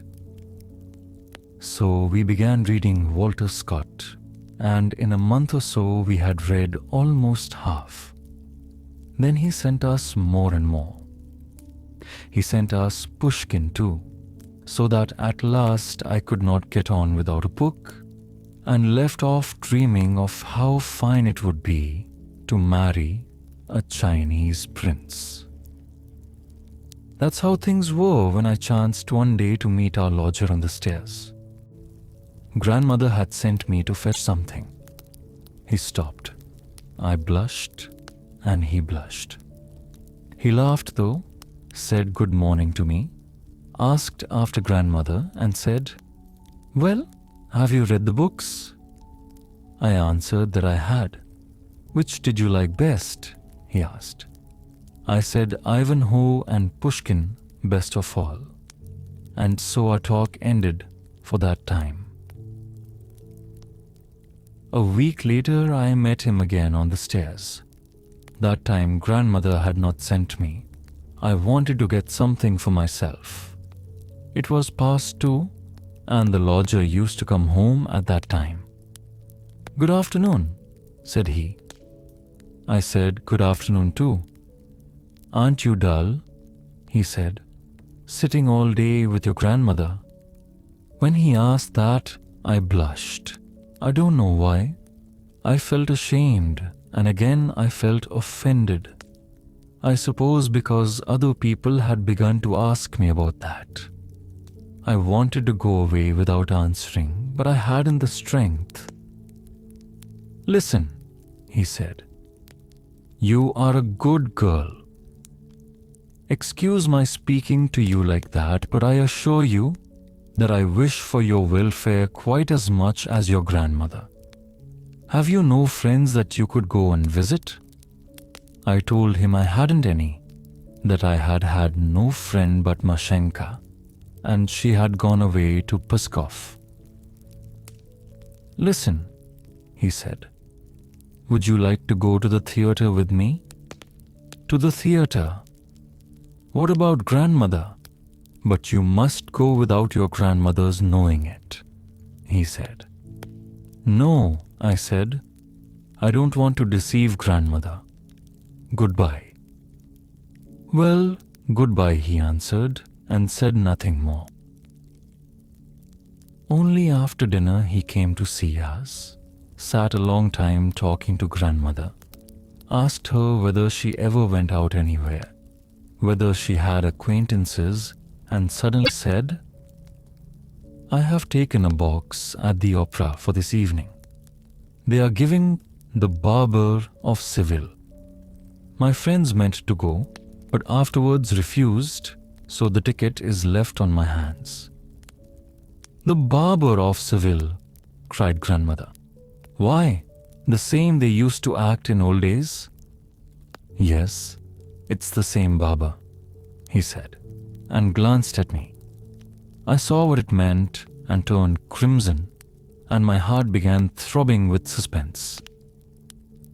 "To be sure I know it," said grandmother. "Why, I took the part of Rosina myself in old days at a private performance. So wouldn't you like to go today?" said the lodger, "or my ticket will be wasted."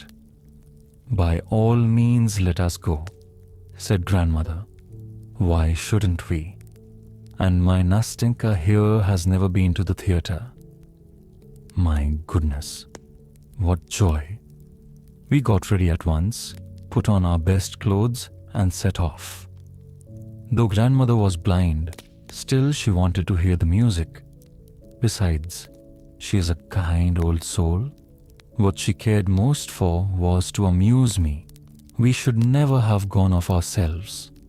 What my impressions of the Barber of Seville were, I won't tell you. But all that evening, our lodger looked at me so nicely, talked so nicely, that I saw at once that he had meant to test me in the morning when he proposed that I should go with him alone. Well, it was joy. I went to bed so proud, so gay. My heart beat so that I was a little feverish, and all night I was raving about the Barber of Seville. I expected that he would come and see us more and more often after that, but it wasn't so at all. He almost entirely gave up coming. He would just come in about once a month, and then only to invite us to the theatre. We went twice again. Only I wasn't at all pleased with that. I saw that he was simply sorry for me because I was so hardly treated by grandmother, and that was all. As time went on, I grew more and more restless. I couldn't sit still. I couldn't read. I couldn't work. Sometimes I laughed and did something to annoy grandmother. At another time, I would cry. At last I grew thin and was very nearly ill. The opera season was over, and our lodger had quite given up coming to see us. Whenever we met, always on the same staircase, of course, he would bow so silently, so gravely, as though he did not want to speak, and go down to the front door, while I went on standing in the middle of the stairs, as red as a cherry, for all the blood rushed to my head at the sight of him. Now the end is near. Just a year ago, in May, the lodger came to us and said to grandmother that he had finished his business here and that he must go back to Moscow for a year. When I heard that, I sank into a chair half dead. Grandmother did not notice anything, and having informed us that he should be leaving us, he bowed and went away. What was I to do? I thought and fretted, and at last I made up my mind.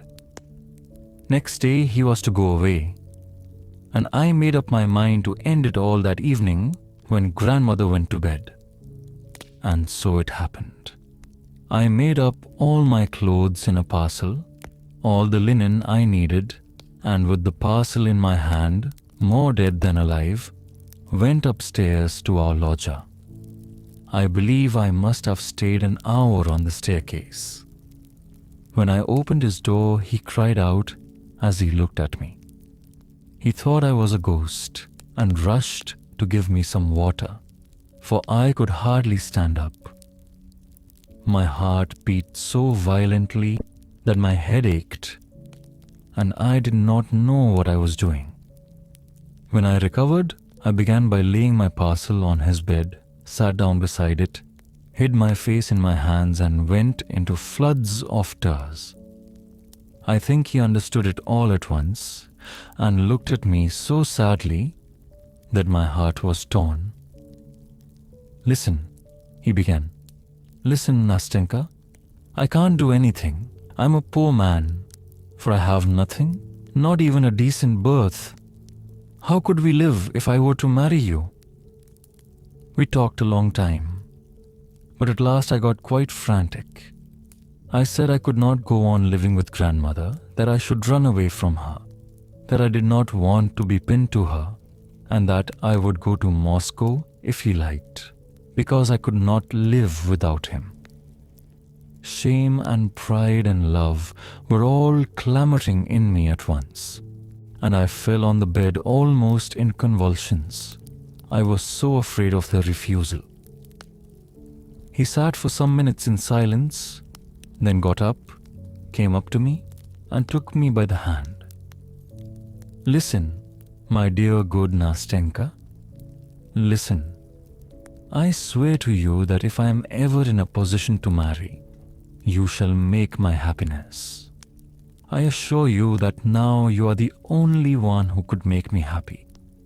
Listen, I am going to Moscow and shall be there just a year. I hope to establish my position. When I come back, if you still love me, I swear that we will be happy. Now it is impossible. I am not able. I have not the right to promise anything. Well, I repeat, if it is not within a year, it will certainly be some time. That is, of course, if you do not prefer anyone else, for I cannot and dare not bind you by any sort of promise." That was what he said to me, and next day he went away. We agreed together not to say a word to grandmother. That was his wish. Well, my history is nearly finished now. Just a year has passed. He has arrived. He has been here 3 days and what? I cried, impatient to hear the end. "And up to now has not shown himself," answered Nastenka, as though screwing up all her courage. "There's no sign or sound of him." Here she stopped, paused for a minute, bent her head, and covering her face with her hands, broke into such sobs that it sent a pang to my heart to hear them. I had not in the least expected such a denouement. "Nastenka," I began timidly in an ingratiating voice. "Nastenka, for goodness sake don't cry. How do you know? Perhaps he is not here yet." He is, Nastenka repeated. "He is here, and I know it. We made an agreement at the time that evening before he went away. When we said all that I have told you and had come to an understanding, then we came out here for a walk on this embankment. It was 10 o'clock. We sat on the seat. I was not crying then. It was sweet to me to hear what he said. And he said that he would come to us directly he arrived. And if I did not refuse him, then we would tell grandmother about it all. Now he is here, I know it, and yet he does not come." And again she burst into tears. "Good God, can I do nothing to help you in your sorrow?" I cried, jumping up from the seat in utter despair. "Tell me, Nastenka, wouldn't it be possible for me to go to him?" "Would that be possible?" she asked suddenly, raising her head. "No, of course not," I said, pulling myself up. "But I tell you what, write a letter." "No, That's impossible. I can't do that, she answered with decision, bending her head and not looking at me. How impossible? Why is it impossible? I went on, clinging to my idea. But, Nastenka, it depends what sort of letter. There are letters and letters. Ah, Nastenka, I am right. Trust to me, I will not give you bad advice. It can all be arranged. You took the first step, why not now? I can't.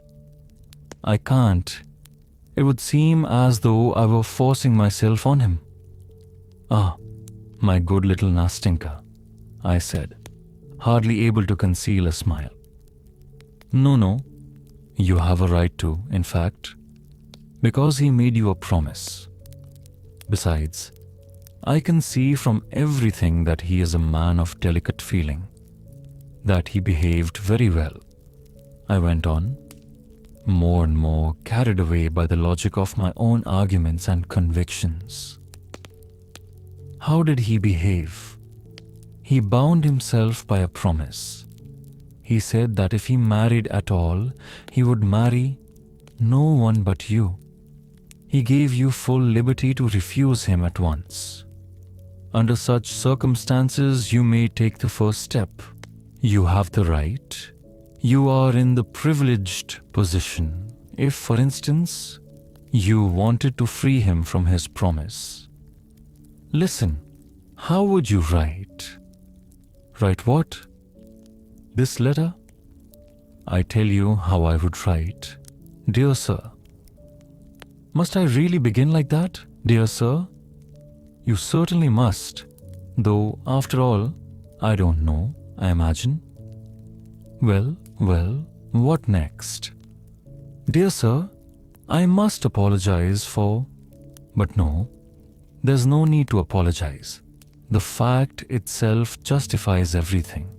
Write simply. I am writing to you. Forgive me my impatience. But I have been happy for a whole year in hope. Am I to blame for being unable to endure a day of doubt now? Now that you have come, perhaps you have changed your mind. If so, this letter is to tell you that I do not repine, nor blame you. I do not blame you because I have no power over your heart, such is my fate. You are an honorable man. You will not smile or be vexed at these impatient lines. Remember, they are written by a poor girl. That she is alone, that she has no one to direct her, no one to advise her, and that she herself could never control her heart. But forgive me that a doubt has stolen, if only for one instant, into my heart. You are not capable of insulting, even in thought, her who so loved and so loves you. Yes, that's exactly what I was thinking, cried Nastenka, and her eyes beamed with delight. Oh, you have solved my difficulties. God has sent you to me. Thank you.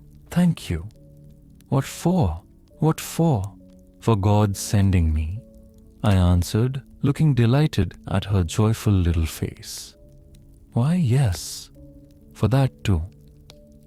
Ah, Nastenka. Why, one thanks some people for being alive at the same time with one. I thank you for having met me, for my being able to remember you all my life. Well, enough. But now I tell you what, listen. We made an agreement then that as soon as he arrived, he would let me know. By leaving a letter with some good, simple people of my acquaintance who know nothing about it. Or, if it were impossible to write a letter to me, for a letter does not always tell everything, he would be here at 10 o'clock on the day he arrived, where we had arranged to meet. I know he has arrived already, but now it's the third day, and there's no sign of him and no letter. It's impossible for me to get away from grandmother in the morning. Give my letter tomorrow to those kind people I spoke to you about. They will send it on to him, and if there's an answer, you bring it tomorrow at 10 o'clock. But the letter. You see, you must write the letter first, so perhaps it must all be the day after tomorrow. The letter said, Nastenka, a little confused. The letter, but she did not finish. At first, she turned her little face away from me, flushed like a rose, and suddenly I felt in my hand a letter which had evidently been written long before, all ready and sealed up. A familiar, sweet and charming reminiscence floated through my mind. R, Oro, S-A-C, and na, I began. Rosina, we both hummed together, I almost embracing her with delight, while she blushed as only she could blush, and laughed through the tears which gleamed like pearls on her black eyelashes. Come, enough, goodbye now, she said, speaking rapidly. Here is the letter. Here is the address to which you are to take it. Goodbye till we meet again. Till tomorrow. She pressed both my hands warmly, nodded her head, and flew like an arrow down her side street. I stood still for a long time, following her with my eyes. Till tomorrow was ringing in my ears as she vanished from my sight. Third night. Today was a gloomy, rainy day without a glimmer of sunlight, like the old age before me. I am oppressed by such strange thoughts, such gloomy sensations. Questions still so obscure to me are crowding into my brain, and I seem to have neither power nor will to settle them. It's not for me to settle all this. Today we shall not meet. Yesterday, when we said goodbye, the clouds began gathering over the sky and a mist rose. I said that tomorrow it would be a bad day. She made no answer. She did not want to speak against her wishes.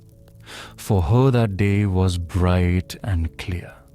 Not one cloud should obscure her happiness. If it rains, we shall not see each other, she said. I shall not come. I thought that she would not notice today's rain, and yet she has not come. Yesterday was our third interview, our third white night. But how fine joy and happiness makes anyone, how brimming over with love the heart is. One seems longing to pour out one's whole heart. One wants everything to be gay, everything to be laughing.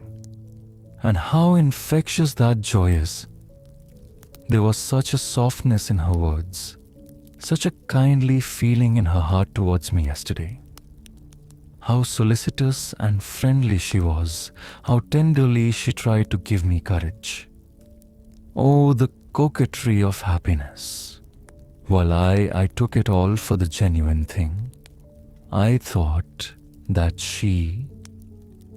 But my God, how could I have thought it? How could I have been so blind when everything had been taken by another already? When nothing was mine? When, in fact, her very tenderness to me, her anxiety, her love, yes, love for me, was nothing else but joy at the thought of seeing another man so soon, desire to include me too in her happiness. When he did not come, when we waited in vain, she frowned. She grew timid and discouraged. Her movements, her words were no longer so light, so playful, so gay. And strange to say, she redoubled her attentiveness to me, as though instinctively desiring to lavish on me what she desired for herself so anxiously if her wishes were not accomplished. My Nastenka was so downcast, so dismayed, that I think she realized at last that I loved her and was sorry for my poor love. So when we are unhappy, we feel the unhappiness of others more. Feeling is not destroyed, but concentrated. I went to meet her with a full heart and was all impatience. I had no presentiment that I should feel as I do now, that it would not all end happily. She was beaming with pleasure. She was expecting an answer. The answer was himself. He was to come, to run at her call. She arrived a whole hour before I did. At first she giggled at everything, laughed at every word I said. I began talking but relapsed into silence. "Do you know why I am so glad?" she said. "So glad to look at you. Why I like you so much today?" "Well?" I asked, and my heart began throbbing. "I like you because you have not fallen in love with me. You know that some men in your place would have been pestering and worrying me, would have been sighing and miserable, while you are so nice." Then she wrung my hand so hard that I almost cried out. She laughed. "Goodness, what a friend you are," she began gravely a minute later. "God sent you to me. What would have happened to me if you had not been with me now? How disinterested you are. How truly you care for me. When I am married, we will be great friends, more than brother and sister. I shall care almost as I do for him." I felt horribly sad at that moment, yet something like laughter was stirring in my soul. "You are very much upset," I said. "You are frightened. You think he won't come." "Oh dear," she answered. "If I were less happy, I believe I should cry at your lack of faith, at your reproaches. However, you have made me think and have given me a lot to think about. But I shall think later, and now I will own that you are right. Yes, I am somehow not myself. I am all suspense and feel everything as it were too lightly. But hush, that's enough about feelings." At that moment we heard footsteps, and in the darkness we saw a figure coming towards us. We both started. She almost cried out. I dropped her hand and made a movement as though to walk away. But we were mistaken. It was not he. "What are you afraid of? Why did you let go of my hand?" she said, giving it to me again. "Come, what is it? We will meet him together. I want him to see how fond we are of each other." "How fond we are of each other!" I cried. "Oh, Nastenka, Nastenka," I thought. "How much you have told me in that saying. Such fondness at certain moments makes the heart cold and the soul heavy. Your hand is cold, mine burns like fire. How blind you are, Nastenka. Oh, how unbearable a happy person is sometimes. But I could not be angry with you. At last, my heart was too full. Listen, Nastenka, I cried. Do you know how it has been with me all day? Why, how? How? Tell me quickly. Why have you said nothing all this time? To begin with, Nastenka, when I had carried out all your commissions, given the letter, gone to see your good friends, then I went home and went to bed. Is that all? She interrupted, laughing. Yes, almost all, I answered, restraining myself, for foolish tears were already starting into my eyes. I woke an hour before our appointment, and yet, as it were, I had not been asleep. I don't know what happened to me. I came to tell you all about it, feeling as though time was standing still, feeling as though one sensation, one feeling must remain with me from that time forever, feeling as though 1 minute must go on for all eternity, and as though all life had come to a standstill for me. When I woke up, it seemed as though some musical motive long familiar, heard somewhere in the past, forgotten and voluptuously sweet, had come back to me now. It seemed to me that it had been clamoring at my heart all my life, and only now. "Oh my goodness, Nastenka interrupted. "What does all that mean? I don't understand a word."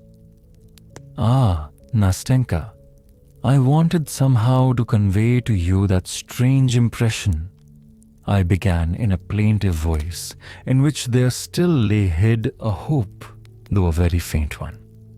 "Leave off! Hush!" she said, and in one instant the sly puss had guessed. Suddenly, she became extraordinarily talkative, gay, mischievous.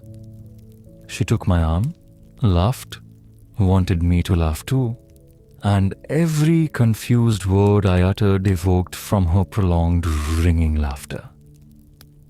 I began to feel angry. She had suddenly begun flirting.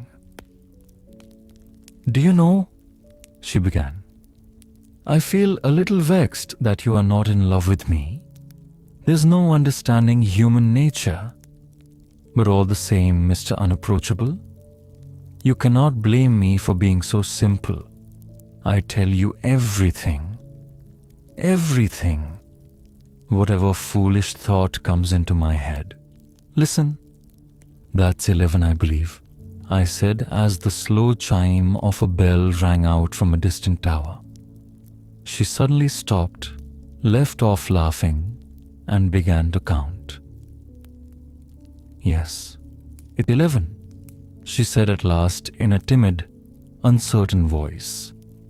I regretted at once that I had frightened her, making her count the strokes, and I cursed myself for my spiteful impulse. I felt sorry for her and did not know how to atone for what I had done. I began comforting her, seeking for reasons for his not coming, advancing various arguments, proofs. No one could have been easier to deceive than she was at that moment. And indeed, anyone at such a moment listens gladly to any consolation, whatever it may be, and is overjoyed if a shadow of excuse can be found. And indeed, it's an absurd thing, I began, warming to my task and admiring the extraordinary clearness of my argument. Why, he could not have come. You have muddled and confused me, Nastenka, so that I too have lost count of the time. Only think. He can scarcely have received the letter. Suppose he is not able to come. Suppose he is going to answer the letter. Could not come before tomorrow. I will go for it as soon as it's light tomorrow and let you know at once. Consider, there are thousands of possibilities. Perhaps he was not at home when the letter came and may not have read it even now. Anything may happen, you know. Yes, yes, said Nastenka. I did not think of that. Of course anything may happen. She went on in a tone that offered no opposition, though some other faraway thought could be heard, like a vexatious discord in it. I tell you what you must do, she said. You go as early as possible tomorrow morning, and if you get anything, let me know at once. You know where I live, don't you? And she began repeating her address to me. Then she suddenly became so tender. so solicitous with me. She seemed to listen attentively to what I told her. But when I asked her some question, she was silent, was confused, and turned her head away. I looked into her eyes. Yes, she was crying. How can you? How can you? Oh, what a baby you are. What childishness. Come, come. She tried to smile, to calm herself, but her chin was quivering and her bosom was still heaving. I was thinking about you, she said after a minute's silence. You are so kind that I should be a stone if I did not feel it. Do you know what has occurred to me now? I was comparing you two. Why isn't he you? Why isn't he like you? He's not as good as you, though I love him more than you. I made no answer. She seemed to expect me to say something. Of course, it may be that I don't understand him fully yet. You know, I was always, as it were, afraid of him. He was always so grave, as it were, so proud. Of course, I know it's only that he seems like that. I know there is more tenderness in his heart than in mine. I remember how he looked at me when I went into him. Do you remember? With my bundle. But yet, I respect him too much, and doesn't that show that we are not equals? No, Nastenka, no, I answered. It shows that you love him more than anything in the world, and far more than yourself. Yes, supposing that is so, answered Nastenka naively. But do you know what strikes me now? Only I am not talking about him now, but speaking generally. All this came into my mind some time ago. Tell me, how is it that we can't all be like brothers together? Why is it that even the best of men always seem to hide something from other people and to keep something back? Why not say straight out what is in one's heart when one knows that one is not speaking idly? As it is, everyone seems harsher than he really is, as though all were afraid of doing injustice to their feelings by being too quick to express them. Oh, Nastenka, what you say is true, but there are many reasons for that. I broke in, suppressing my own feelings at that moment more than ever. No, no, she answered with deep feeling. Here you, for instance, are not like other people. I really don't know how to tell you what I feel, but it seems to me that you, for instance, at the present moment, it seems to me that you are sacrificing something for me, she added timidly, with a fleeting glance at me. Forgive me for saying so. I'm a simple girl, you know. I have seen very little of life, and I really sometimes don't know how to say things, she added in a voice that quivered with some hidden feeling, while she tried to smile. But I only wanted to tell you that I am grateful, that I feel it all too. Oh, may God give you happiness for it. What you told me about your dreamer is quite untrue now. That is, it's not true of you. You are recovering. You are quite a different man from what you described. If you ever fall in love with someone, God give you happiness with her. I won't wish anything for her, for she will be happy with you, I know. I'm a woman myself, so you must believe me when I tell you so. She ceased speaking and pressed my hand warmly. I too could not speak without emotion. Some minutes passed. Yes, it's clear he won't come tonight, she said at last, raising her head. It's late. He will come tomorrow, I said in the most firm and convincing tone. Yes, she added with no sign of her former depression. I see for myself now that he could not come till tomorrow. Well, goodbye till tomorrow. If it rains, perhaps I shall not come. But the day after tomorrow, I shall come. I shall come for certain, whatever happens. Be sure to be here. I want to see you. I will tell you everything. And then, when we parted, she gave me her hand and said, looking at me candidly, "We shall always be together, shan't we?" Oh, Nastenka, Nastenka, if only you knew how lonely I am now. As soon as it struck 9 o'clock, I could not stay indoors, but put on my things and went out in spite of the weather. I was there, sitting on our seat. I went to her street, but I felt ashamed and turned back without looking at their windows when I was 2 steps from her door. I went home more depressed than I had ever been before. What a damp, dreary day. If it had been fine, I should have walked about all night. But tomorrow she will tell me everything. The letter has not come today, however, but that was to be expected. They are together by now. 4th night. My God, how it has all ended. What it has all ended in. I arrived at 9 o'clock. She was already there. I noticed her a good way off. She was standing as she had been that first time with her elbows on the railing, and she did not hear me coming up to her. Nastenka, I called to her, suppressing my agitation with an effort. She turned to me quickly. Well, she said.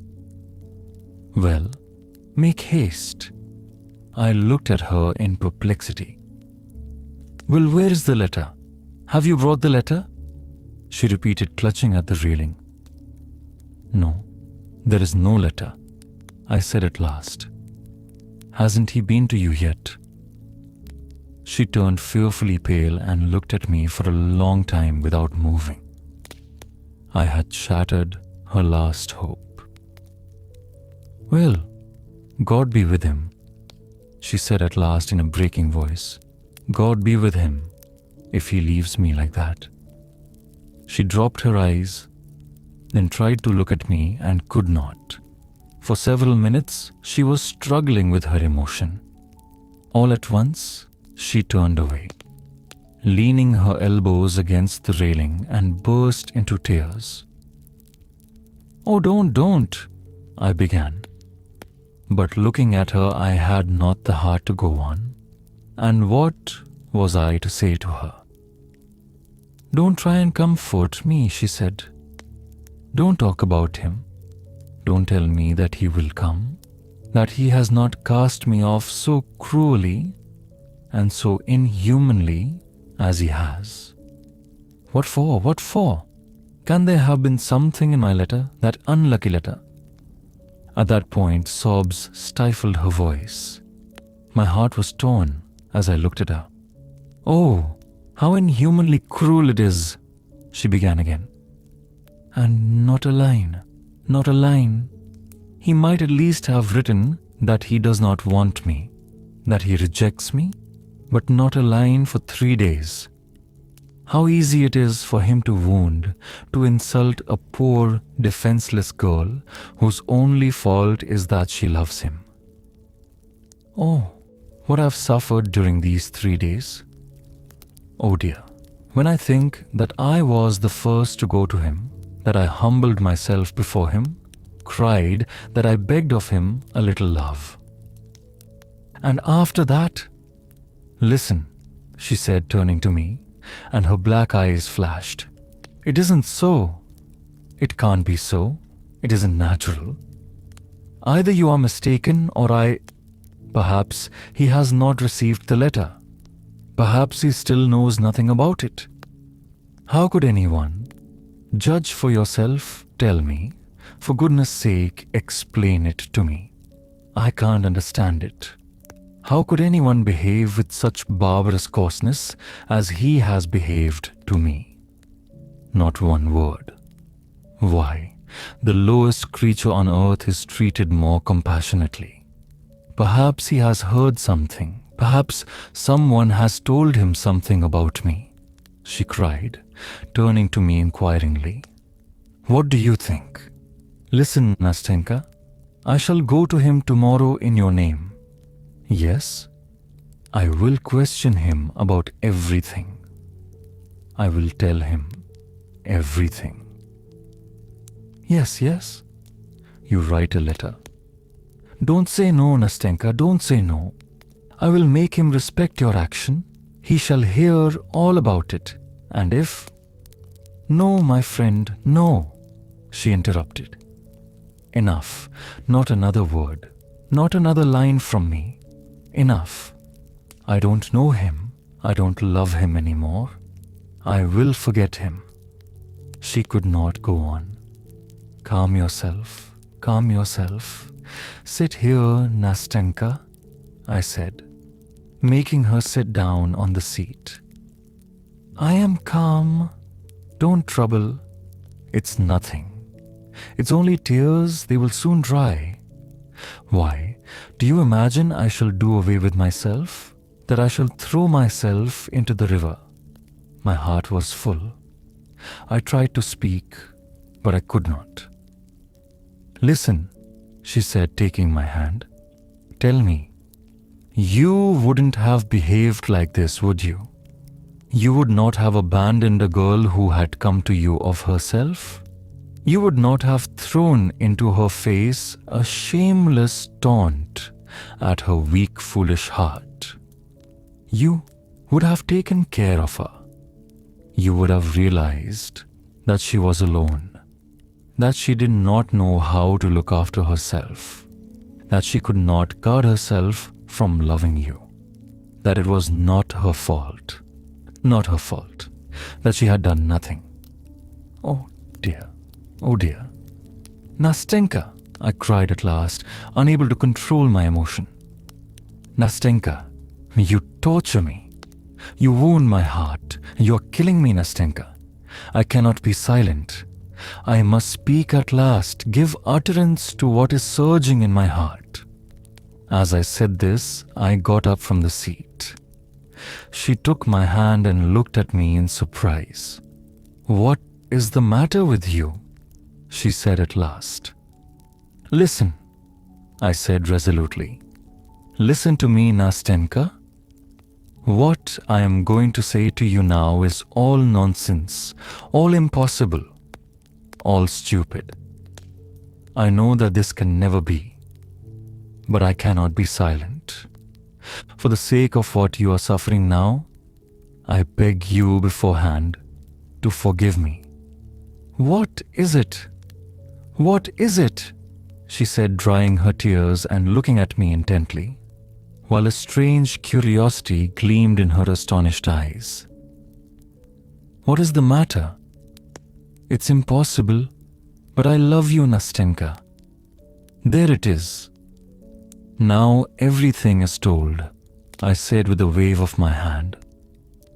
Now you will see whether you can go on talking to me as you did just now, whether you can listen to what I'm going to say to you. Well, what then? Nastenka interrupted me. What of it? I knew you loved me long ago, only I always thought that you simply liked me very much. Oh dear, oh dear. At first it was simply liking, Nastenka. But now, I am just in the same position as you were when you went to him with your bundle. In a worse position than you, Nastenka, because he cared for no one else as you do. What are you saying to me? I don't understand you in the least. But tell me, what's this for? I don't mean what for, but why are you so suddenly? Oh dear, I am talking nonsense. But you and Nastenka broke off in confusion. Her cheeks flamed. She dropped her eyes. What's to be done, Nastenka? What am I to do? I am to blame. I have abused your... But no, I am not to blame, Nastenka. I feel that, I know that, because my heart tells me I am right. For I cannot hurt you in any way. I cannot wound you. I was your friend, but I am still your friend. I have betrayed no trust. Here my tears are falling, Nastenka. Let them flow. Let them flow. They don't hurt anybody. They will dry, Nastenka. Sit down, she said, making me sit down on the seat. Oh, my God. No, Nastenka. I won't sit down. I cannot stay here any longer. You cannot see me again. I will tell you everything and go away. I only want to say that you would never have found out that I loved you. I should have kept my secret. I would not have worried you at such a moment with my egoism. No, but I could not resist it now. You spoke of it yourself. It is your fault. Your fault and not mine. You cannot drive me away from you. No, I don't drive you away. No, said Nastenka, concealing her confusion as best she could. Poor child. You don't drive me away. No, but I meant to run from you myself. I will go away. But first I will tell you all, for when you were crying here, I could not sit unmoved. When you wept, when you were in torture at being, I will speak of it, Nastenka, at being forsaken, at your love being repulsed. I felt that in my heart there was so much love for you, Nastenka, so much love.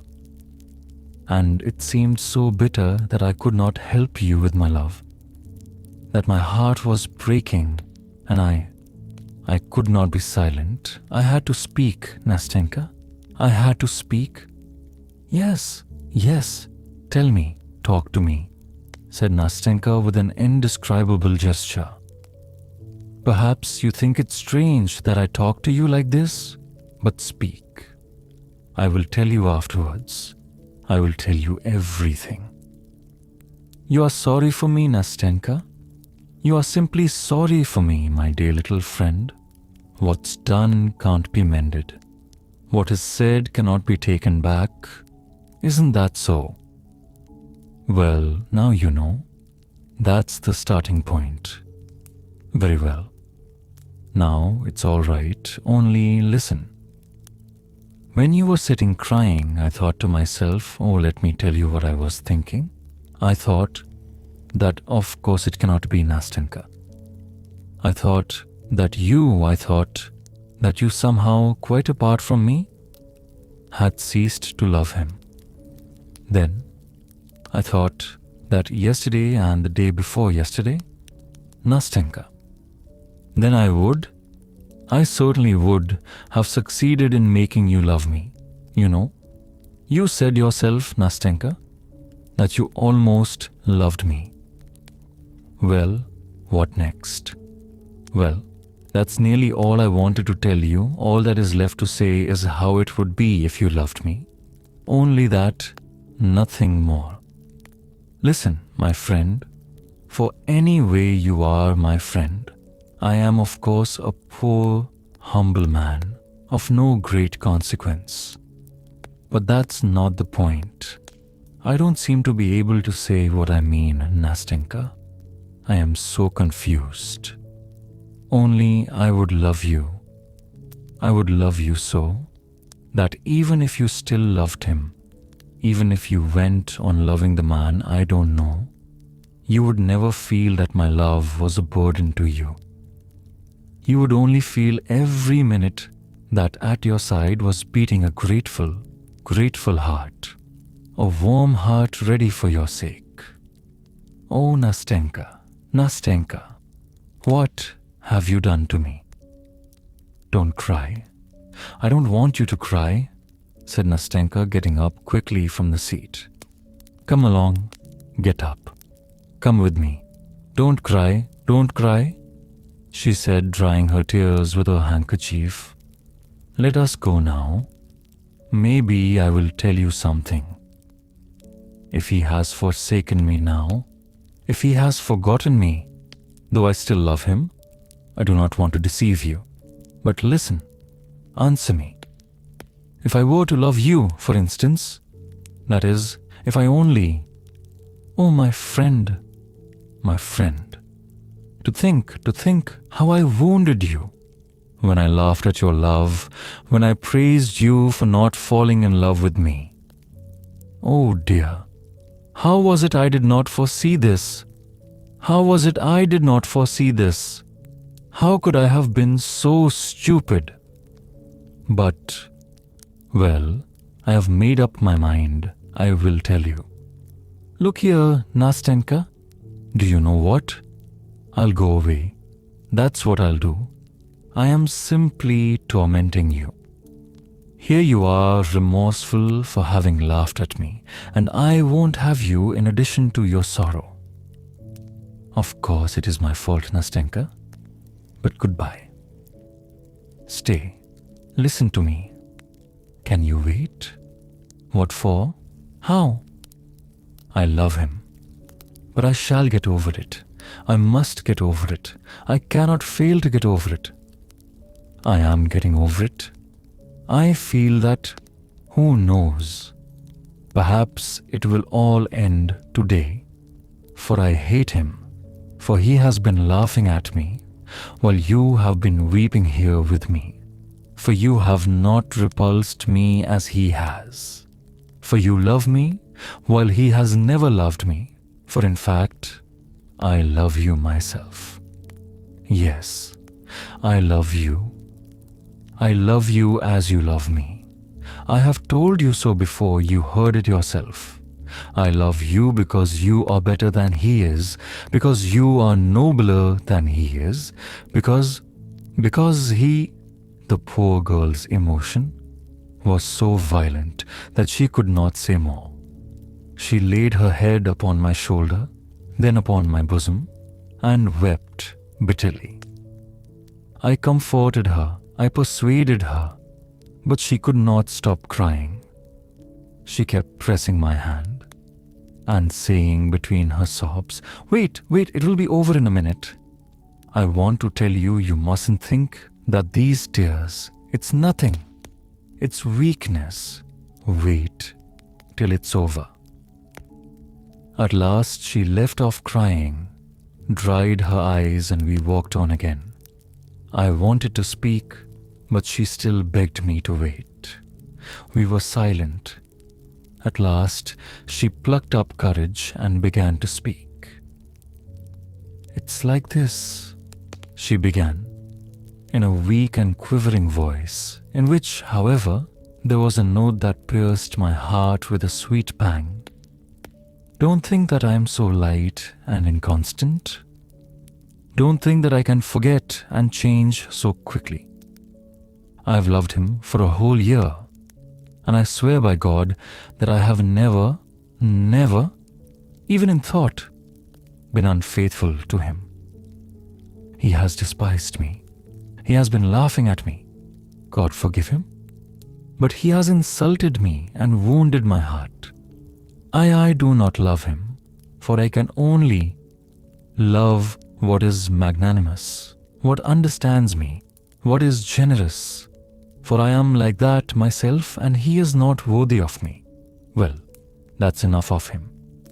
He has done better than if he had deceived my expectations later and shown me later what he was. Well, it's over. But who knows, my dear friend, she went on pressing my hand. Who knows, perhaps my whole love was a mistaken feeling, a delusion. Perhaps it began in mischief, in nonsense, because I was kept so strictly by grandmother. perhaps I ought to love another man. Not him, a different man who would have pity on me and but don't let us say any more about that. Nastenka broke off, breathless with emotion.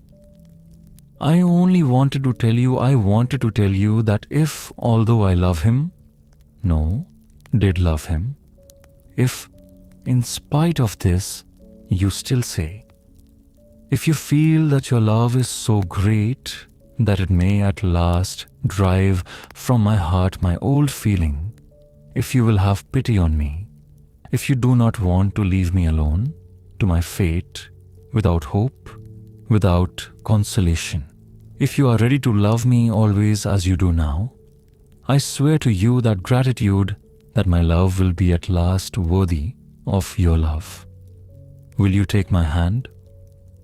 Nastenka, I cried, breathless with sobs. Nastenka, oh Nastenka. Enough, enough. Well, now it's quite enough, she said, hardly able to control herself. Well, now all has been said, hasn't it? Hasn't it? You are happy? I am happy too. Not another word about it. Wait. Spare me talk of something else, for God's sake. Yes, Nastenka. Yes. Enough about that. Now I am happy. Yes, Nastenka, yes. Let us talk of other things. Let us make haste and talk. Yes, I am ready. And we did not know what to say. We laughed. We wept. We said thousands of things meaningless and incoherent. At one moment we walked along the pavement, then suddenly turned back and crossed the road. Then we stopped and went back again to the embankment. We were like children. I am living alone now, Nastenka, I began. But tomorrow, of course you know, Nastenka, I am poor. I have only got 1200 rubles, but that doesn't matter. Of course not. And Granny has her pension, so she will be no burden. We must take Granny. Of course we must take Granny. But there's Matrona. Yes, and we've got Fyokla too. Matrona is a good woman, but she has one fault. She has no imagination, Nastenka. Absolutely none. But that doesn't matter. That's all right. They can live together. Only you must move to us tomorrow. To you? How so? All right, I am ready. Yes, hire a room from us. We have a top floor. It's empty. We had an old lady lodging there, but she has gone away.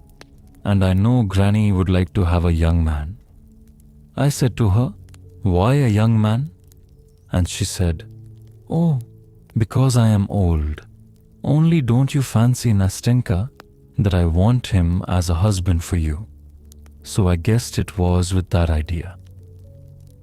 Oh, Nastenka. And we both laughed. Come, that's enough. That's enough. But where do you live? I've forgotten.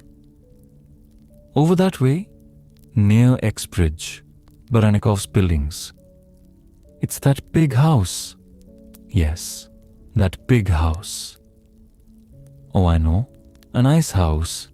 Only you know you had better give it up and come to us as soon as possible.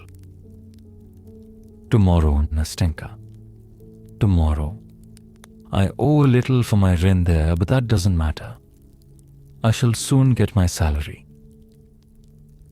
And do you know, I will perhaps give lessons. I will learn something myself and then give lessons. Capital, and I shall soon get a bonus. So by tomorrow, you will be my lodger. And we will go to the barber of Seville, for they are soon going to give it again. Yes, we'll go, said Nastenka. But better see something else and not the barber of Seville. Very well, something else. Of course that will be better. I did not think. As we talked like this, we walked along in a sort of delirium. a sort of intoxication, as though we did not know what was happening to us. At one moment, we stopped and talked for a long time at the same place. Then we went on again, and goodness knows where we went. And again, tears, and again laughter. All of a sudden, Nastenka would want to go home, and I would not dare to detain her, but would want to see her to the house. We set off, and in a quarter of an hour found ourselves at the embankment by our seat. Then she would sigh, and tears would come into her eyes again. I would turn chill with dismay, but she would press my hand and force me to walk, to talk, to chatter as before. It's time I was home at last. I think it must be very late, Nastenka said at last. We must give over being childish. Yes, Nastenka, only I shan't sleep tonight. I'm not going home. I don't think I shall sleep either. Only see me home. I should think so. Only this time, we really must get to the house. We must. Honor bright, for you know one must go home sometime. Honor bright, I answered laughing. Well, come along. Look at the sky, Nastenka. Look, tomorrow it will be a lovely day, or a blue sky, or a moon. Look, that yellow cloud is covering it now. Look. No, it has passed by. Look. But Nastenka did not look at the cloud. She stood mute as though turned to stone. A minute later, she huddled timidly close up to me. Her hand trembled in my hand. I looked at her. She pressed still more closely to me. At that moment, a young man passed by us. He suddenly stopped, looked at us intently, and then again took a few steps on. My heart began throbbing. Who is it, Nastenka? I said in an undertone. It's he, she answered in a whisper, huddling up to me, still more closely, still more tremulously. I could hardly stand on my feet. Nastenka, it's you! I heard a voice behind us, and at the same moment, the young man took several steps towards us. My God, how she cried out, how she started, how she tore herself out of my arms and rushed to meet him. I stood and looked at them, utterly crushed. But she had hardly given him her hand, had hardly flung herself into his arms, when she turned to me again, was beside me again in a flash, and before I knew where I was, she threw both arms round my neck and gave me a warm, tender kiss. Then, without saying a word to me, she rushed back to him again, took his hand, and drew him after her. I stood a long time looking after them. At last, the two vanished from my sight. Morning. My night ended with the morning. It was a wet day. The rain was falling and beating disconsolately upon my window pane. It was dark in the room and grey outside. My head ached and I was giddy. Fever was stealing over my limbs. There's a letter for you, sir. The postman brought it, Matrona said, stooping over me. A letter? From whom? I cried, jumping up from my chair. I don't know, sir. Better look. Maybe it is written there whom it is from. I broke the seal. It was from her. Oh, forgive me. Forgive me. I beg you on my knees to forgive me. I deceived you and myself. It was a dream, a mirage. My heart aches for you today. Forgive me, forgive me. Don't blame me, for I have not changed to you in the least. I told you that I would love you. I love you now. I more than love you. Oh my God. If only I could love you both at once. Oh, if only you were he. Oh, if only he were you, echoed in my mind. I remembered your words, Nastenka. God knows what I would do for you now. I know that you are sad and dreary. I have wounded you, but you know when one loves a wrong is soon forgotten. And you love me. Thank you, yes. Thank you for that love. For it will live in my memory like a sweet dream which lingers long after awakening.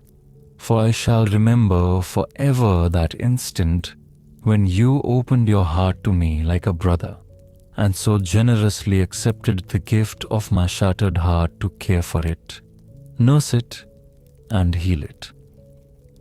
If you forgive me, the memory of you will be exalted by a feeling of everlasting gratitude which will never be effaced from my soul.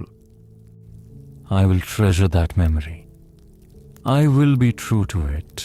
I will not betray it. I will not betray my heart. It is too constant. It returned so quickly yesterday to him to whom it has always belonged. We shall meet. You will come to us. You will not leave us. You will be forever a friend, a brother to me. And when you see me, you will give me your hand. Yes, you will give it to me. You have forgiven me, haven't you? You love me as before. Oh, love me.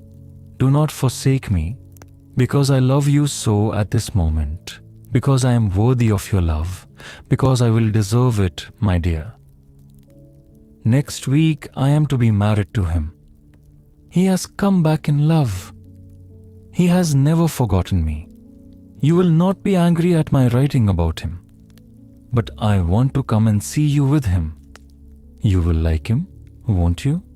Forgive me. Remember and love your Nastenka.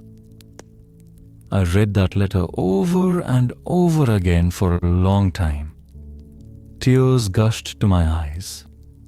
At last, it fell from my hands and I hid my face.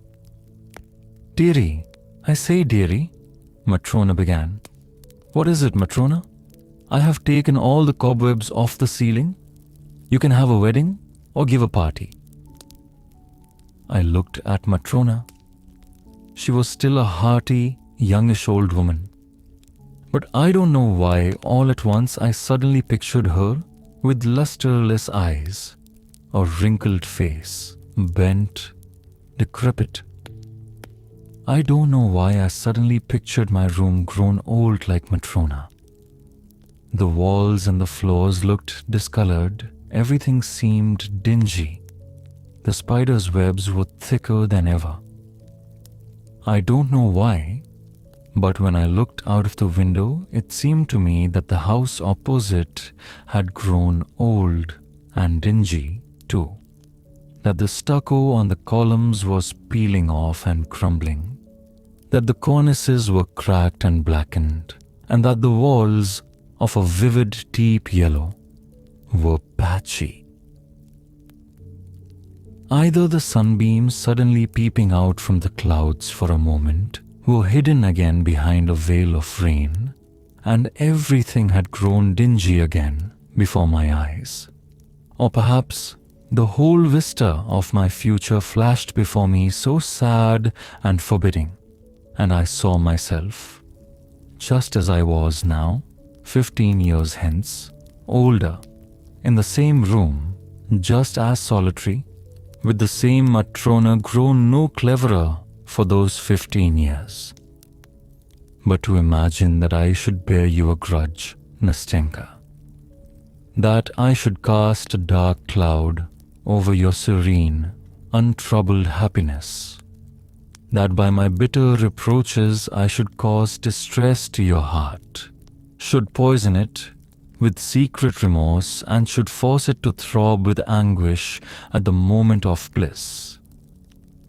That I should crush a single one of those tender blossoms which you have twined in your dark tresses when you go with him to the altar.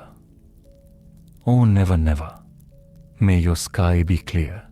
May your sweet smile be bright and untroubled, and may you be blessed for that moment of blissful happiness which you gave to another, lonely and grateful heart. My God, a whole moment of happiness! Is that too little for the whole of a man's life?